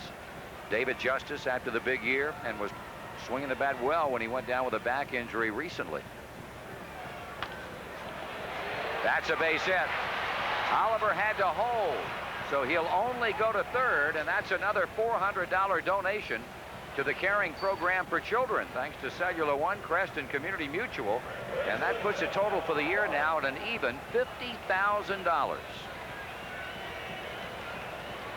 Charlie Lieber made a nice pitch there, Marty. He really got in on Larkin's hands, and Larkin is just strong enough. He fought in between drawing a base on ball. So imperative now that short of a base hit, he gets a pitch that he can drive deep enough into the outfield to allow Oliver to tag up and score.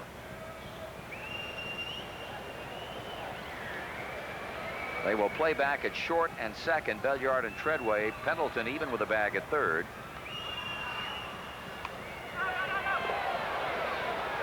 I don't understand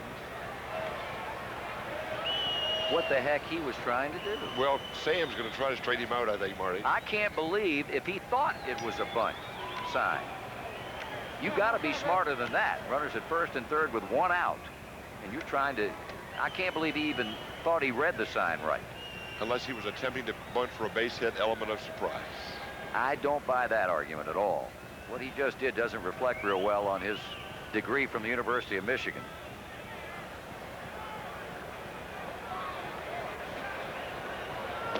One ball, one strike. Well, they sure gave him a lot of room in left center. That's his hidden gap. I'll tell you something else, too. I can't believe that a team playing its 75th game of the year and you have guys up there that don't know the signs. I think they were just trying to make sure. This is not a time to blow one. Because they normally get in your pocket if you blow one in. Well, when he squared around the butt and made contact, he was in the process of blowing one big time. They got it straightened out, though. 1-1 with Oliver at third and Larkin at first. One away. The Reds threatening in the seventh.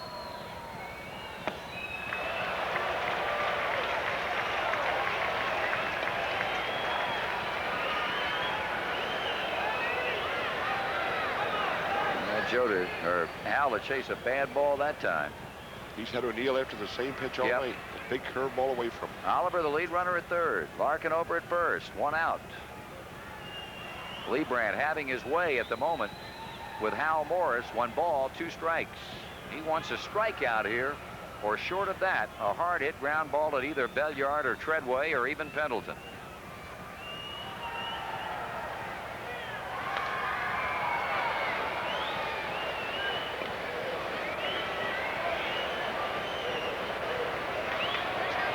Two hits in the inning, 7 for the night. 2-1 the score. The Reds lead the Braves. Boy, manager Bobby Carr's got a lot of confidence in Charlie Lieber. You figure it's a 7th inning, a one-run ball game, runners at first and third, and there's nobody up in the Braves bullpen. Two ways to look at that. A lot of confidence in Leibrandt or no confidence in that bullpen. And he got the job done. He hit a long fly ball to right center field, and it is off the wall. One run will score. They've got a play at the plate on Larkin, and he's out.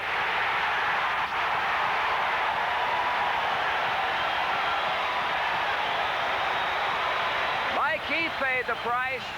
Larkin came careening in. Contact was made. Mike Heath comes up with a gutty play to knock Larkin off, trying to score from first base. And the inning is over, but the Reds get a run, and it looks like he took quite a blow to the head. Is he bleeding on his forehead? Yeah, I believe he's apparently bleeding. So. The Reds will get a run out of that. I'll have to check and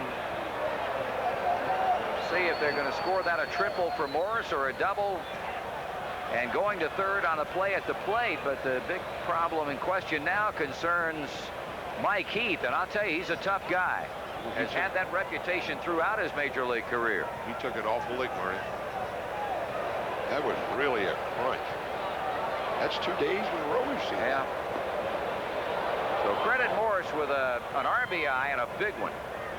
Reds now lead at 3-1, and he is standing. That's a lick. That is a real lick. All in the head. Yep. He held on to the baseball also. Ball up. As you see Oliver scoring. Now we can't tell who made the throw, whether it was Treadway or Belliard. And here's a lick again. Bang. Oh, mercy.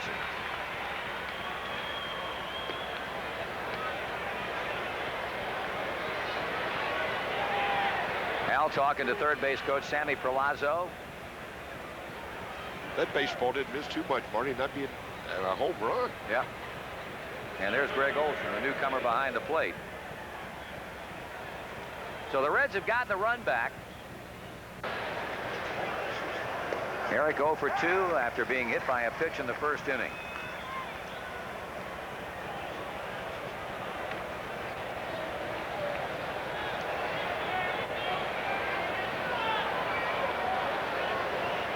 Marvin Freeman, a right-hander, has gotten up to throw now in the Atlanta bullpen.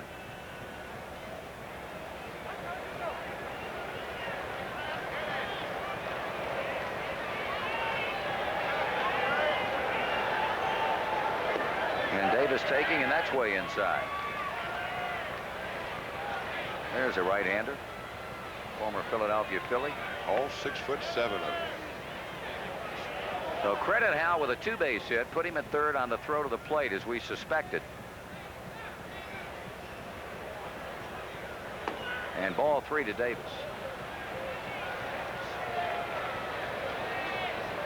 You turn him loose here? Is it 3-0 or 3-1? I think it's 3-1. The scoreboard's off then. If it's 3-0, I still turn him loose here. And he walks.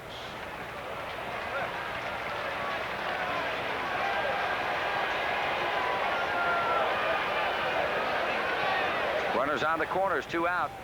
And the inning continues for Chris Sabo, who was single walked, and his last time to the plate flying to left field.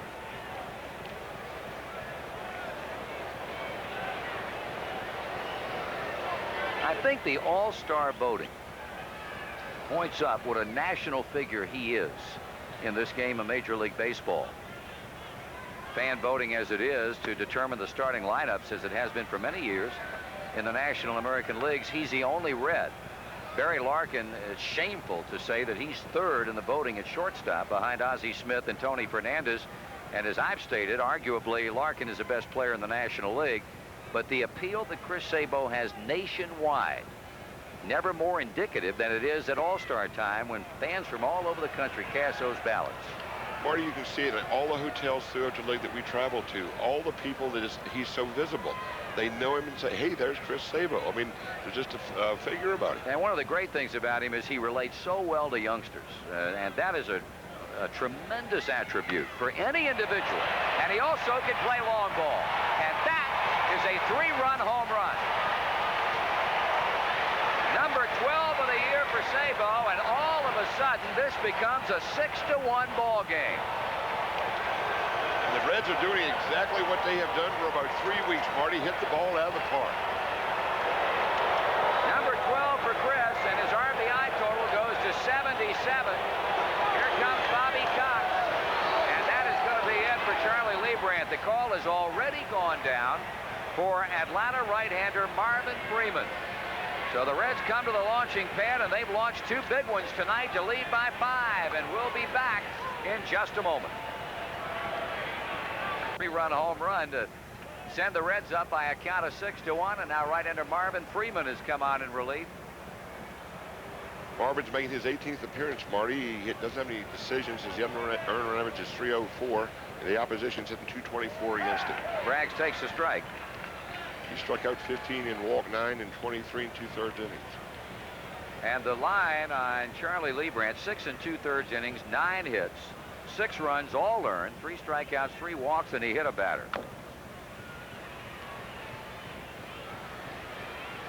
Let's take a look at the long ball one more time. Well, he really turned that front hand over on that one. You call that great top hand. You betcha, buddy.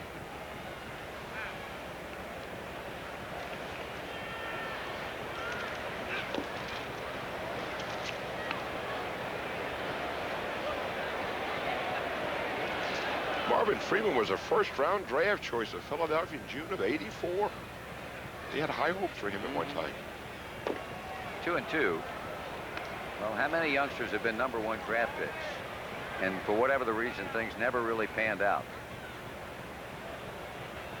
Certainly it's a credit to Marvin that he's still in the big leagues, albeit with another club, but has certainly not attained the lofty standards that you would normally expect out of a youngster who was a first-round draft pick.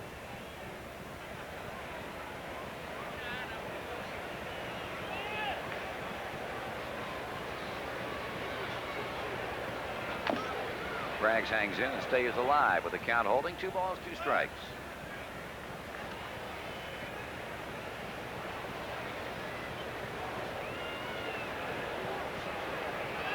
'21 home runs in the last 10 games. 2 or more in the last 10 games. And there's one game where they did not hit any. That was when they were shut out 1-0 by Montreal in the game that began the 10-game homestand. Doug Yard has to unload, and he beat it. Oh, did he or didn't he? He's out. Doug Harvey never makes a mistake. And that's his line, not mine. The Reds score 5, and they've got a comfortable 5-run lead. Lou Piniella, Jackie Moore, Sandy Perlazzo, Tony Perez, the entire coaching staff, and apparently the phones have gone down in the bullpen. That's the reason why Larry made the walk in from the bullpen deep down the left field line to see exactly what Lou's thoughts might be in terms of this man right here. And he certainly pitched 6 strong innings tonight as he delivers a strike, and with the luxury now, Jack Armstrong, of a 5-run lead. Well, in this ballpark, certainly that, you never get carried away with that, but it certainly is a blessing compared with 2-1 in the 7th. 1-1. I said the Reds scored 5. They scored 4 times in the top of the inning, with the big blow being, of course, Chris Sabo's 3-run home run.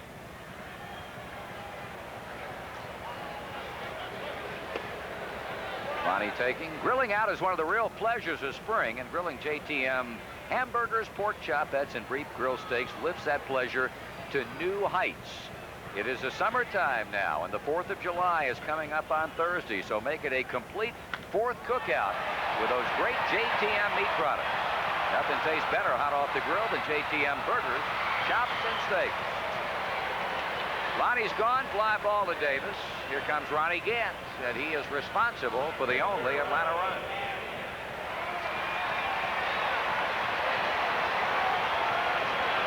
I'll tell you one thing, they're not gamers like we are. Boy, they're sitting down in that bullpen with that fan blowing on them. You see any fan up here? Only because we couldn't find one, I'll tell you that. We searched. The only fan we have is I blow on you and you blow on me. That's it. Sure searched for one. Strike. Houston in town over this past weekend. Bill Brown and Milo Hamilton and Larry Dirk are TVing the game back to Houston. They were putting cold compresses on Bill Brown's neck. I said, oh dear. I'll bring some ammonia water for us tomorrow morning. I'm a gamer for it. You're a gamer? I'm okay, a gamer. buddy. Yes, sir. I'm sweat like a hog for 3 hours. We get on the elevator tonight, boy, people aren't going to believe them two people. Brian Gant behind 2 strikes. All they've gotten off Jack is 3 hits.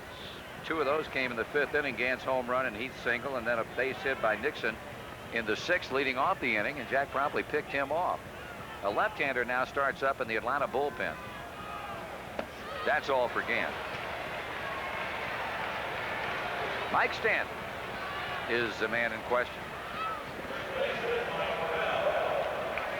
Well, one of the things we talked about early in the ballgame, Marty, was the fact that it would sure be nice to get 7 innings out of Jack Armstrong. He's about to do that, looks like. He sure is. Of course, Lou is very big on pitch counts. He and I talked about that on a pregame show last week on radio, and how he firmly believes in pitch counts throughout the course of the season. He said, I'm not talking about a guy coming off of an arm injury or rehab or something of that nature. He and Stan Williams firmly believe that it's important to keep a close watch nightly on how many pitches his starters throw. His feeling is this: 1, you're going to be less likely to suffer an injury. 2, when you get down to the dog days of the year, if this turns out to be a tight race with the Dodgers, he feels like his pitchers are going to be pressure. That was First pitch that Jack just served up for a solo home run. Mike Bell. And a happy fan sitting there in the bleachers out in right field as Bell makes it a 6-2 ball game on his first home run. I'd say one thing, he really turned on that ball and then got out of here quickly. Looked like a high fastball. It is not his first major league home run. He hit one last year late in the year. It's his second major league homer and his first of this season. Here's a look at that last swing.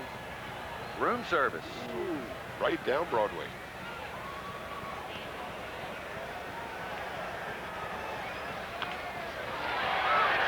Larkin got the good bounce. The inning is over.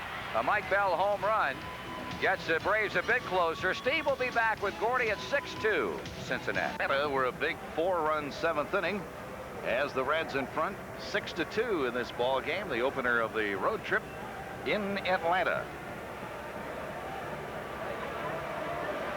Boy, was that some collision at home plate. Barry Larkin and Mike Heath back in the 7th inning. That's as violent a collision at home plate as you'll ever see. I mean, it's 2 days in a row. You figure the ball game's Sunday with Jeff Reed and this one here tonight, and it's amazing that Larkin got up and walked away from it without any flinches. It didn't look He like. did. He bounced right back up and headed to the dugout. 8th inning, Mariano Duncan to bat against Marvin Freeman. Starvin' Marvin, as they call him. String bean right-hander. Acquired last year from Philadelphia. There's a swing and a bouncer to third. Backing up to backhanded is Pendleton. Terry throws out Mariano, and there's one out in the 8th inning.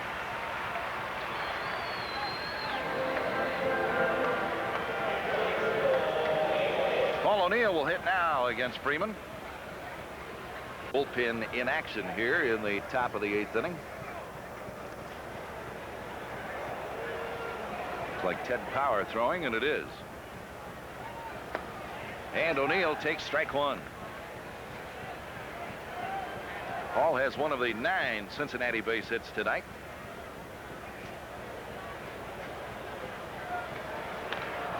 And there's one fouled away. It's 0-2.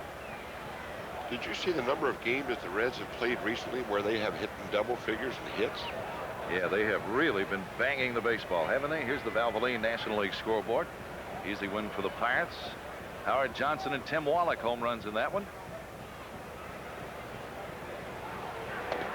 And 2 games out on the coast later on. The Reds, of course, will be rooting for the San Diego Padres to continue their winning ways against the Dodgers this year. They won 5 out of 7 against Los Angeles. Here's the 1-2. And missing is Freeman. 2 balls, 2 strikes.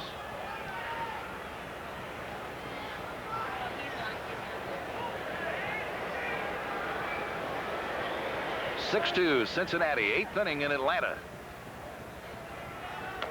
And there's one bounce foul over toward the Atlanta dugout.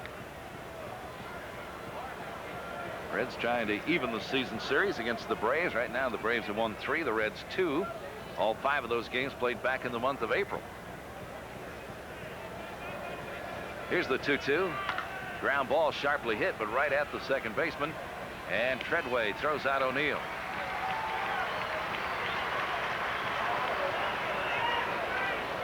So 2 men gone in the 8th inning, and the hitter will be Joe Oliver.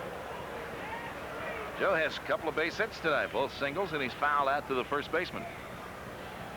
Joe has swung the bat really fine the last couple of weeks. He had a very slow start, certainly, but the last couple of weeks, Joe has really been really aggressive at the plate. Coming into this one, over his last 9 games, he's hit nearly .350, and he's 2 out of 3 tonight.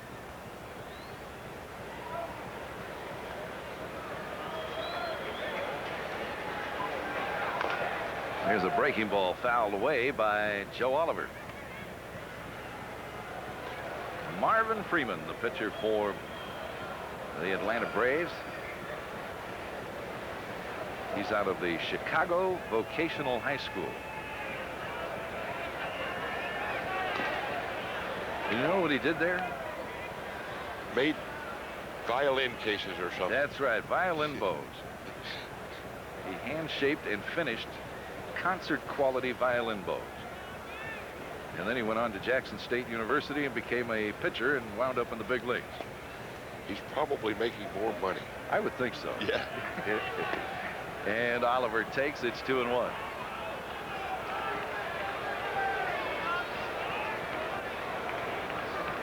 Reds over the last 30 games hitting .295 as a team, adding 26 points to the team batting average, which before play tonight was third in the league. Ground ball up the middle. Belliard gets to it, and from the right side of second base he throws out Oliver. Nice play by Ralphie. We go to the bottom of the 8th. 6-2 Cincinnati. Lou Piniella brings Ted Power on the pitch, and Billy Hatcher's now out in left field. This is Ted's 34th appearance, Steve, and the hitters have treated him pretty abruptly lately. They've got the opposition hitting all the way up to .293 against him. He's won 3, lost 1 with a 3.52 ERA. Right, and if you go back over Teddy's last 18 appearances, going back to the 24th of May, he's worked 23 innings, giving up 12 earned runs. That's a 4.70 ERA. So he's been knocked around a little bit over the last 6 weeks or so. 36-year-old Ted Power ready to pitch to pinch hitter Jeff Blauser. He's batting for Rafael Belliard. And a swing and a foul back. He's hit Red pitching pretty good over his career. Blauser on the year hitting .265. He has 5 home runs. As a pinch hitter, he's 3 out of 15. Against the Reds in his career, he's 53 for 166 for 319. That's not a bad career. 1 home run lifetime against Cincinnati pitching. It's high from Power to Blauser. 1 ball, 1 strike.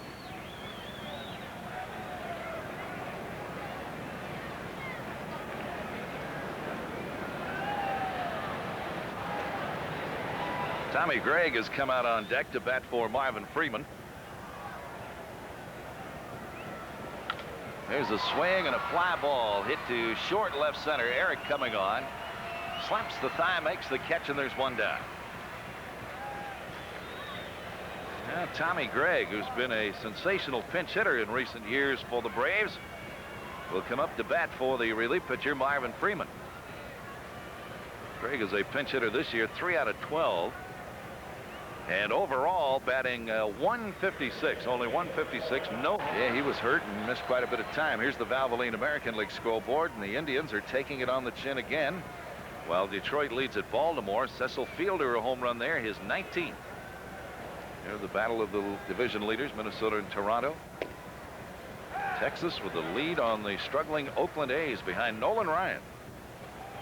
Mr. Ryan going for number 307 tonight, which, if he gets it, would tie him with former New York Giant Mickey Welch, the Hall of Famer, for 16th on the all-time win list. 0-2 now to Tommy Gregg, who in his career has hit 6 pinch hit home runs. You know, last year, Steve, Tommy Gregg had 63 appearances as a pinch hitter. That was second most in the majors.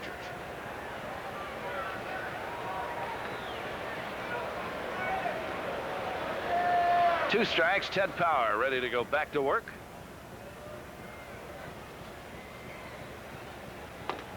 And he missed with it. 1-2.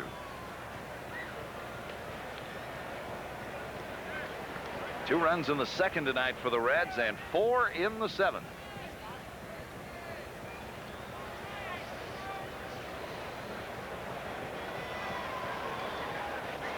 One out, nobody on. We're in the bottom of the 8th inning.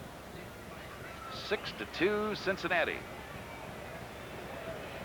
And a ground ball hit to second. Duncan bobbles it for a moment, but still gets it over at first base in time to get Tommy Gregg. And here's a special Reds Network salute to Nationwide Insurance agent Alfred Atkinson, winner of the 1990 President's Conference Award. For all your insurance needs, call Alfred L. Atkinson in Charleston, West Virginia.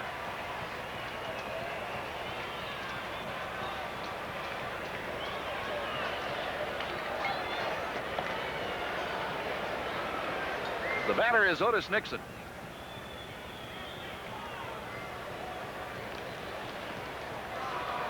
Shortening up are Sabo and Morris at the corners, and the pitch to Otis slapped right by Chris Sabo and down the left field line, a base hit.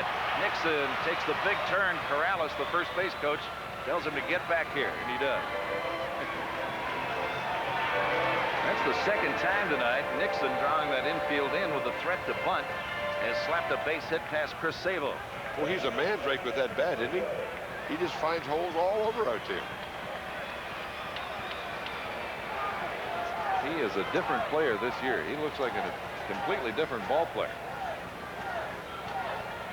Hitting way over 300. 1 on, 2 out. Jeff Treadway, the hitter. Nixon goes. No throw made.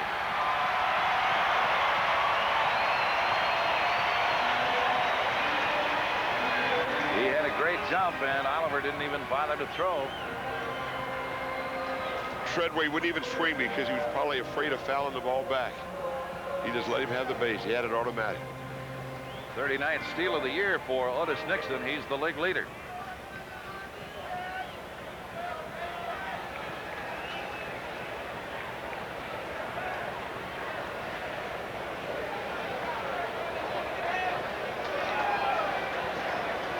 Treadway waiting. And he pops it up foul down the left field line. That will be out of play. And from Atlanta, we pause 5 seconds for station identification on the Cincinnati Reds television network. Your #1 sports station in Cincinnati, WLWT. Steve Lamar with Gordy Coleman in Atlanta, where the Reds in the bottom of the 8th inning lead the Braves 6-2. Former Red Jeff Treadway batting against Ted Power, with Otis Nixon at second and 2 men out.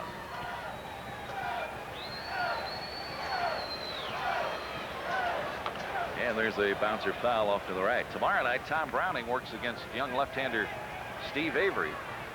And when we rejoin you on the Reds television network on the 4th of July, Thursday night, Pete Smith for the Braves and either Kip Gross or Don Carmen for the Reds.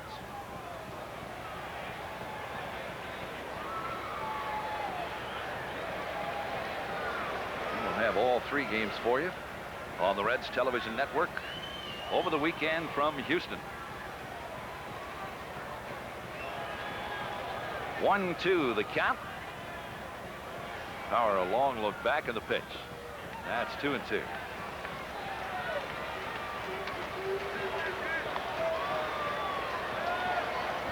Jack Armstrong worked the first 7 innings tonight, gave up 2 runs on solo homers by Ron Gant and Mike Bell.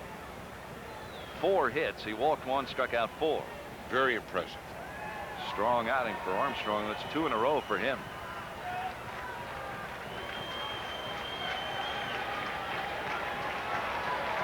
2-2. Power delivers as Nixon goes. Here's the throw. They won't get it.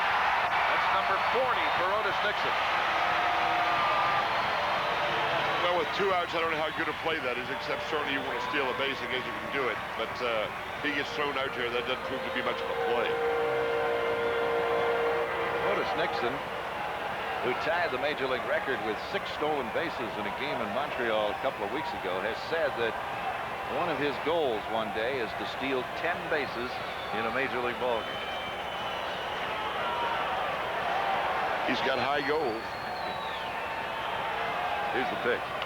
Swinging a foul off the third base side, and it's still 3-2. If Treadway gets on, Terry Pendleton will hit next.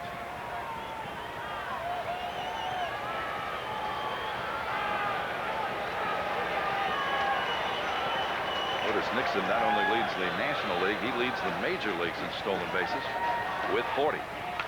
Drive to right field. O'Neill going back. He'll have room. He makes the catch right near the warning track. And that's all for the Braves. No runs, a base hit. Reds lead 6-2 going to the 9th inning, and left-hander Mike Stanton, the rookie, is on for the Braves. Yeah, this is his 35th appearance, Steve. He's been out there a lot. He's won 3, lost 1, has an earned run average of 3.30, and the opposition sitting 224 against him. He's done a nice job. He struck out 19, only walked 8 hitters in 30 innings, so he's done a good job for him. He was plagued by shoulder problems and underwent surgery last year, made only 7 appearances for Atlanta. Billy Hatcher hits a ground ball to third, taken by Pendleton, and he gets the ball to Bell in time. There's 1 out. So Hatcher has bounced out on 1 pitch. We have the report on Mike Heath. They say he's in the training room right now down in the Braves clubhouse. He has not gone for x-rays. He's suffering from an abrasion on his forehead, a sore neck, and as you would imagine, a headache. The reason being that this fella, Barry Larkin, bowled him over on a collision at the home plate back in the 7th inning. Barry was out on the play. Amazing that Heath held on to the baseball. Barry 1 for 4 tonight with a run batted in. And now batting .314.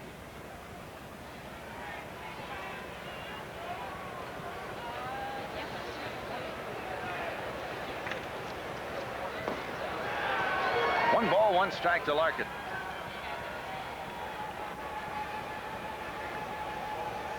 When the Braves bat in the bottom of the 9th, they're scheduled to send Terry Pendleton, Lonnie Smith, and Ron Gant. The middle of their batting order.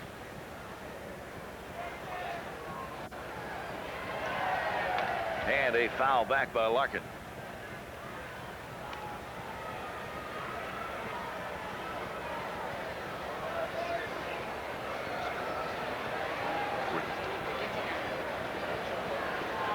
Hal Morris will hit next. Reds batting in the 9th with a 4-run lead. Bases empty and 1 out. And Larkin fouls it away. Reds have action out in their bullpen. Tonight, Jack Armstrong was the starter, pitched 7 very strong innings. And Ted Power worked the 8th, and now Tim Leona on your left and Kip Gross on your right are loosening in the bullpen. Gross is listed as one of the possible starters for Thursday night's game here in Atlanta. Larkin fouls another one back. 1 ball, 2 strikes. Well, Mike Stan's come in thundering by pure heat. He hasn't thrown a breaking ball yet. He's just rearing back, letting her go. Barry Larkin fouled him back.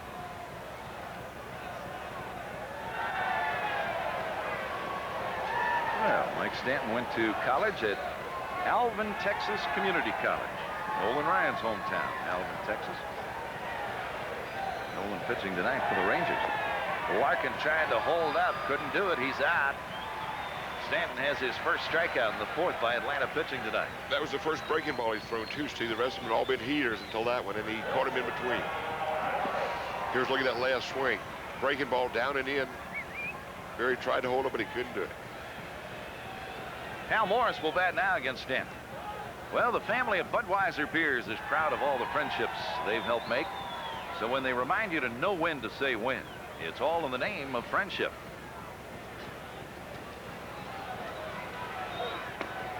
There's a strike to Morris.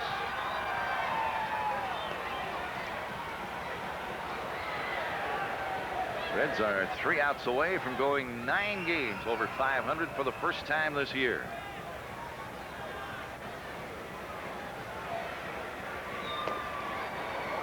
One ball, 1 strike.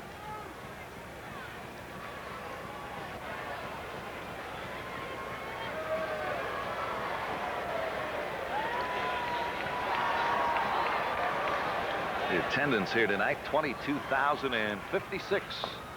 Braves attendance has been terrific this year. They're going at a pace that would give them between 1.8 and 1.9 million for the year. It's been several years since they had a million. That's right. 1987, the last time the Braves drew a million. Of course, they haven't had a winning ball club since 1983. They've suffered through 7 straight losing seasons, winding up in the cellar of the Western Division much of that time. 3-1 now to Morris.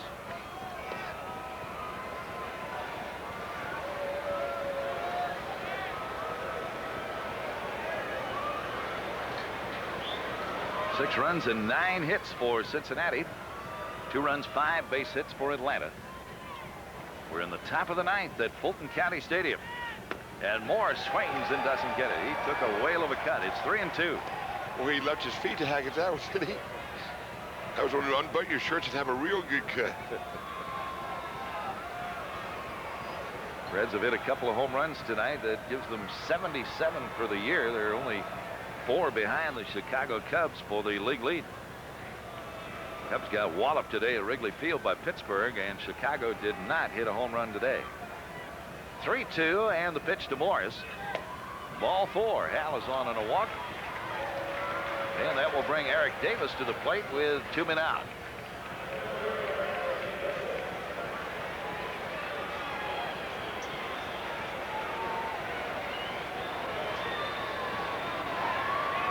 What are they saying about tomorrow night and the next night? Going to be just as hot? Going to cool down a little? I'm betting just as hot. It's the first week of July in Atlanta, baby. Just as hot tomorrow. That's wonderful news. Here's the pitch. And a little low to Davis. Ball 1.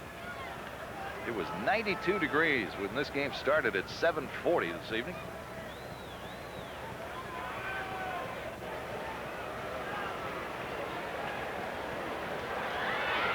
Eric breaks his bat as he hits a ground ball wide of third. Pendleton over to Treadway for the force.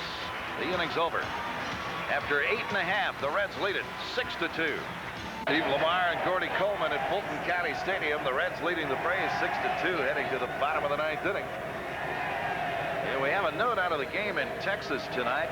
Rangers pitcher Nolan Ryan, now in his 25th Major League season, tonight became the first pitcher in the history of the major leagues to strike out 100 or more batters in 22 consecutive seasons. Struck out Willie Wilson of the Oakland A's on a 1-2 pitch in the 4th inning for his 3rd strikeout of the night, 100th of the season. That surpasses the major league record of 21 consecutive seasons with 100 or more strikeouts, set by the fellow who is broadcasting here tonight with the Atlanta Braves, the old Dodger right-hander Don Sutton. Another record for Nolan Ryan. Well, that's a very impressive one. I didn't know Don Sutton held that record. 21 straight seasons with 100 or more strikeouts. Ryan now has done it 22 years. And by the way, Ryan and the Rangers leading the Oakland A's 3-0 in the 4th inning tonight as Nolan goes for his 307th win. Terry Pendleton leads off the bottom of the 9th inning and takes a strike from Ted Power. It's tough to believe that somebody can pitch that many years. 25 major league seasons for Nolan Ryan. 1 strike to Pendleton. Power working for the Reds, and Randy Myers is loosening up in the bullpen right now. Sabo up on the grass at third as Pendleton hits a fly ball to deep center. And Davis watches it go. Number 8 for Terry Pendleton.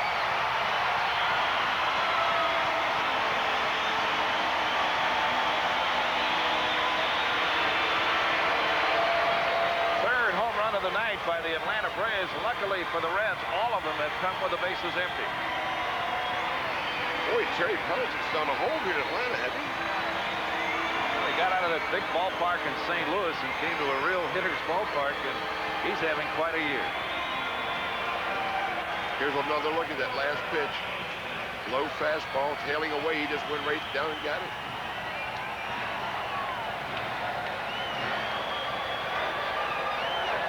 Here's Lonnie Smith. Pitch in on him. He tried to check the swing, and he did, says Doug Harvey, the umpire at first base in the crew chief.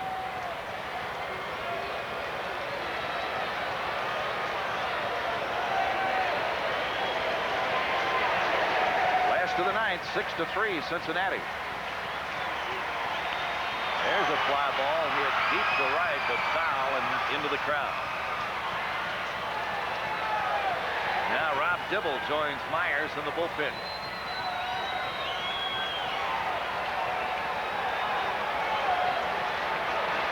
Pitchers of record tonight, the starters, Jack Armstrong and Charlie Lebrand.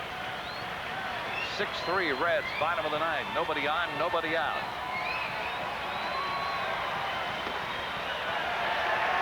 Two balls and a strike.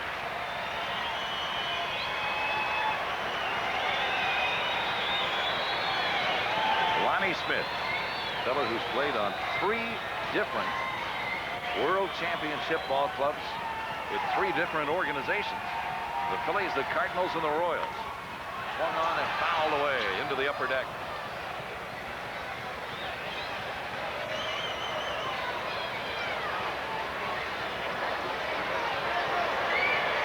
That one went sailing right over our heads into the upper deck.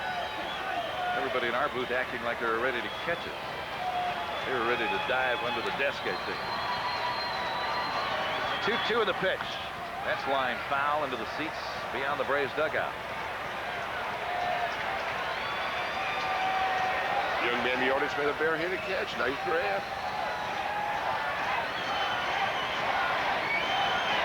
Ronnie Smith batting with Ron Gant on deck.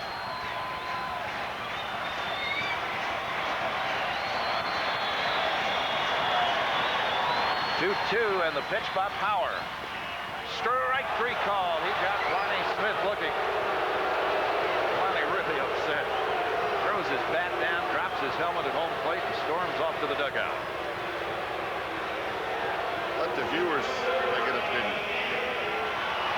Ronnie might have had something to say about that one. We'll take it. 1 out in the 9th inning.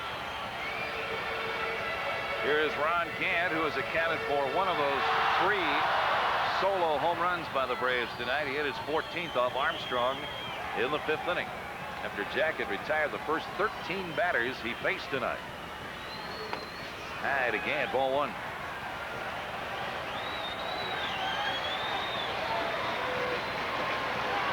Power came on, pitched the 8th inning, gave up no runs and a hit.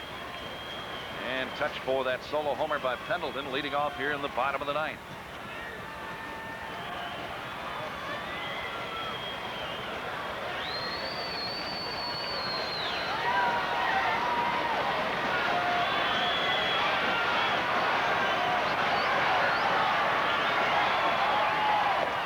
Here's a strike called. It's 1-1. Charlie Lebrand starting the game tonight for the Braves. Steve Avery going tomorrow night. Pete Smith on Thursday night, the 4th of July. The Reds are fortunate that they do not run into the National League's top winner this year, Tom Glavine, in this series. Left-hander has won 11 to lead the league. Here's the 1-1. High bouncer to third, over Sabos, and a base hit for Gant. Now, Gant with a base hit with 1 out in the 9th inning, and Mike Bell will be coming to the plate. He also owns a home run tonight. After seeing that ball take that hop, Steve, you'd have thought this was our turf field. It's really right over Chris's head. Took that high bounce, and Sabo could not climb the ladder high enough.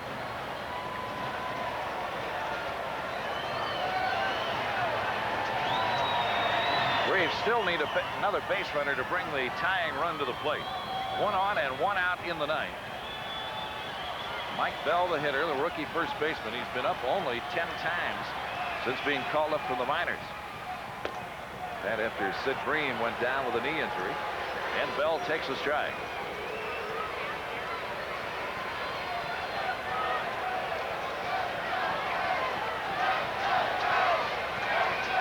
Just in case, Bobby Cox has Juan Berenguer warming up in his Atlanta bullpen.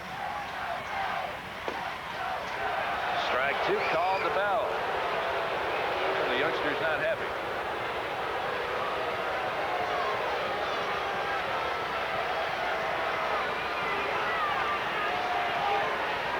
I'm sure that umpire behind the plate is thinking, son, you got to get more time this league before you start questioning call. That would be Jim Quick.